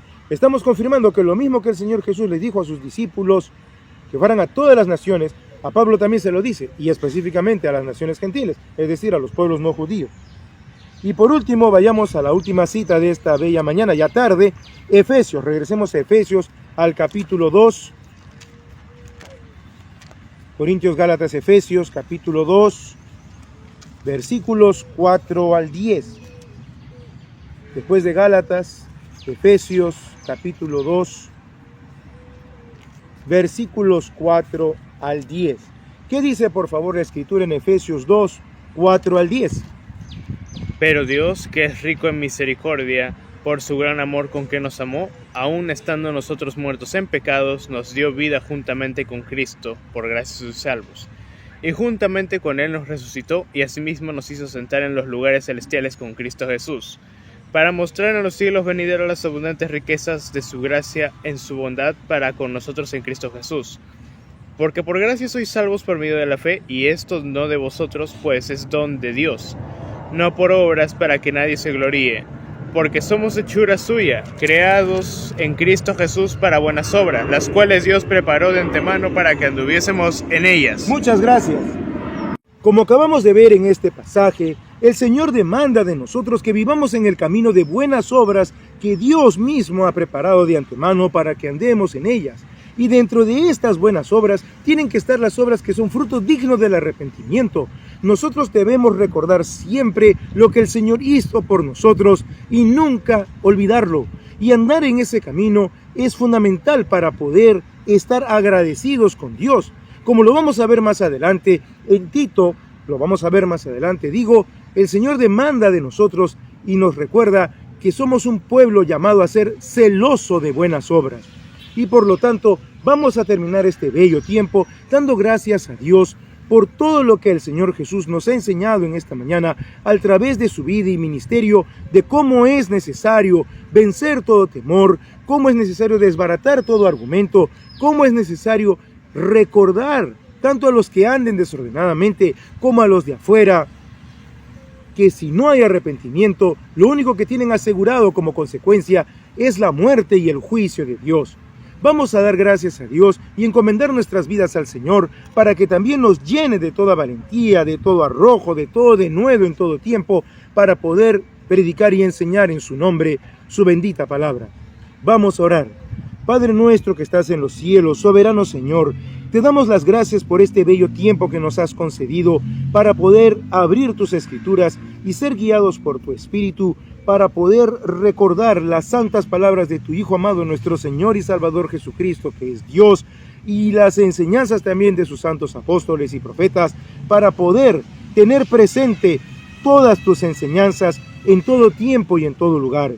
Padre Santo, te rogamos que selle tu Espíritu estas palabras en nuestro corazón, para que recordemos en todo momento por qué y en base a qué es que no debemos tener ningún temor, así como el Señor Jesús, estar predispuesto siempre a con amor, desbaratar todo argumento que quiera producir en nosotros temor, sabiendo que nosotros tenemos toda la confianza en ti, porque tú conoces hasta nuestras necesidades, sabiendo que el Señor Jesús ha vencido a este mundo, sabiendo que aún la muerte nuestra está asegurada, y que podemos rogar a ti para tener denuedo, para tener arrojo, para tener atrevimiento, valentía, para hablar tu sagrada escritura. Te rogamos que nunca falte de nuestra boca tu santa palabra, para que tu Espíritu arde en nuestros corazones, forjando al fuego vivo la vida de Cristo Jesús en nuestras vidas. Te rogamos a ti, Señor Jesús, que nos has dejado estas benditas enseñanzas. Gracias, Señor Jesús, por habernos enseñado con tanta claridad que debemos predicar en tu nombre el arrepentimiento, porque sabemos que tú entregaste tu vida por amor y por tu bendita gracia, no solamente por Israel, sino que como lo enseñaste por medio de tu siervo el apóstol Pablo, también a todas las naciones nos llamas a vivir en arrepentimiento. Gracias por tu sacrificio, Señor Jesús, porque por medio de él tenemos acceso al Padre y la oportunidad de vivir haciendo las obras buenas que él preparó de antemano para que andemos en ellas. Señor Jesús, nos comprometemos como discípulos tuyos a obedecerte en todo lo que has mandado y a cumplir tu voluntad, como es de agrado a Dios Padre. Y Padre Santo, en el nombre del Señor Jesús, te rogamos pues que nos llenes de todo denuedo y de todo arrojo, de toda valentía para hablar tu palabra, de todo denuedo, Señor, para dar testimonio del Señor Jesús, para salvación. Te lo rogamos, Padre Santo, y que esto sea hecho conforme a tu voluntad, justamente en el nombre de nuestro Señor y Salvador Jesucristo. Te lo rogamos en su nombre, en el bendito y santo nombre de nuestro Señor Jesús, quien es Dios, bendito por los siglos de los siglos. Amén.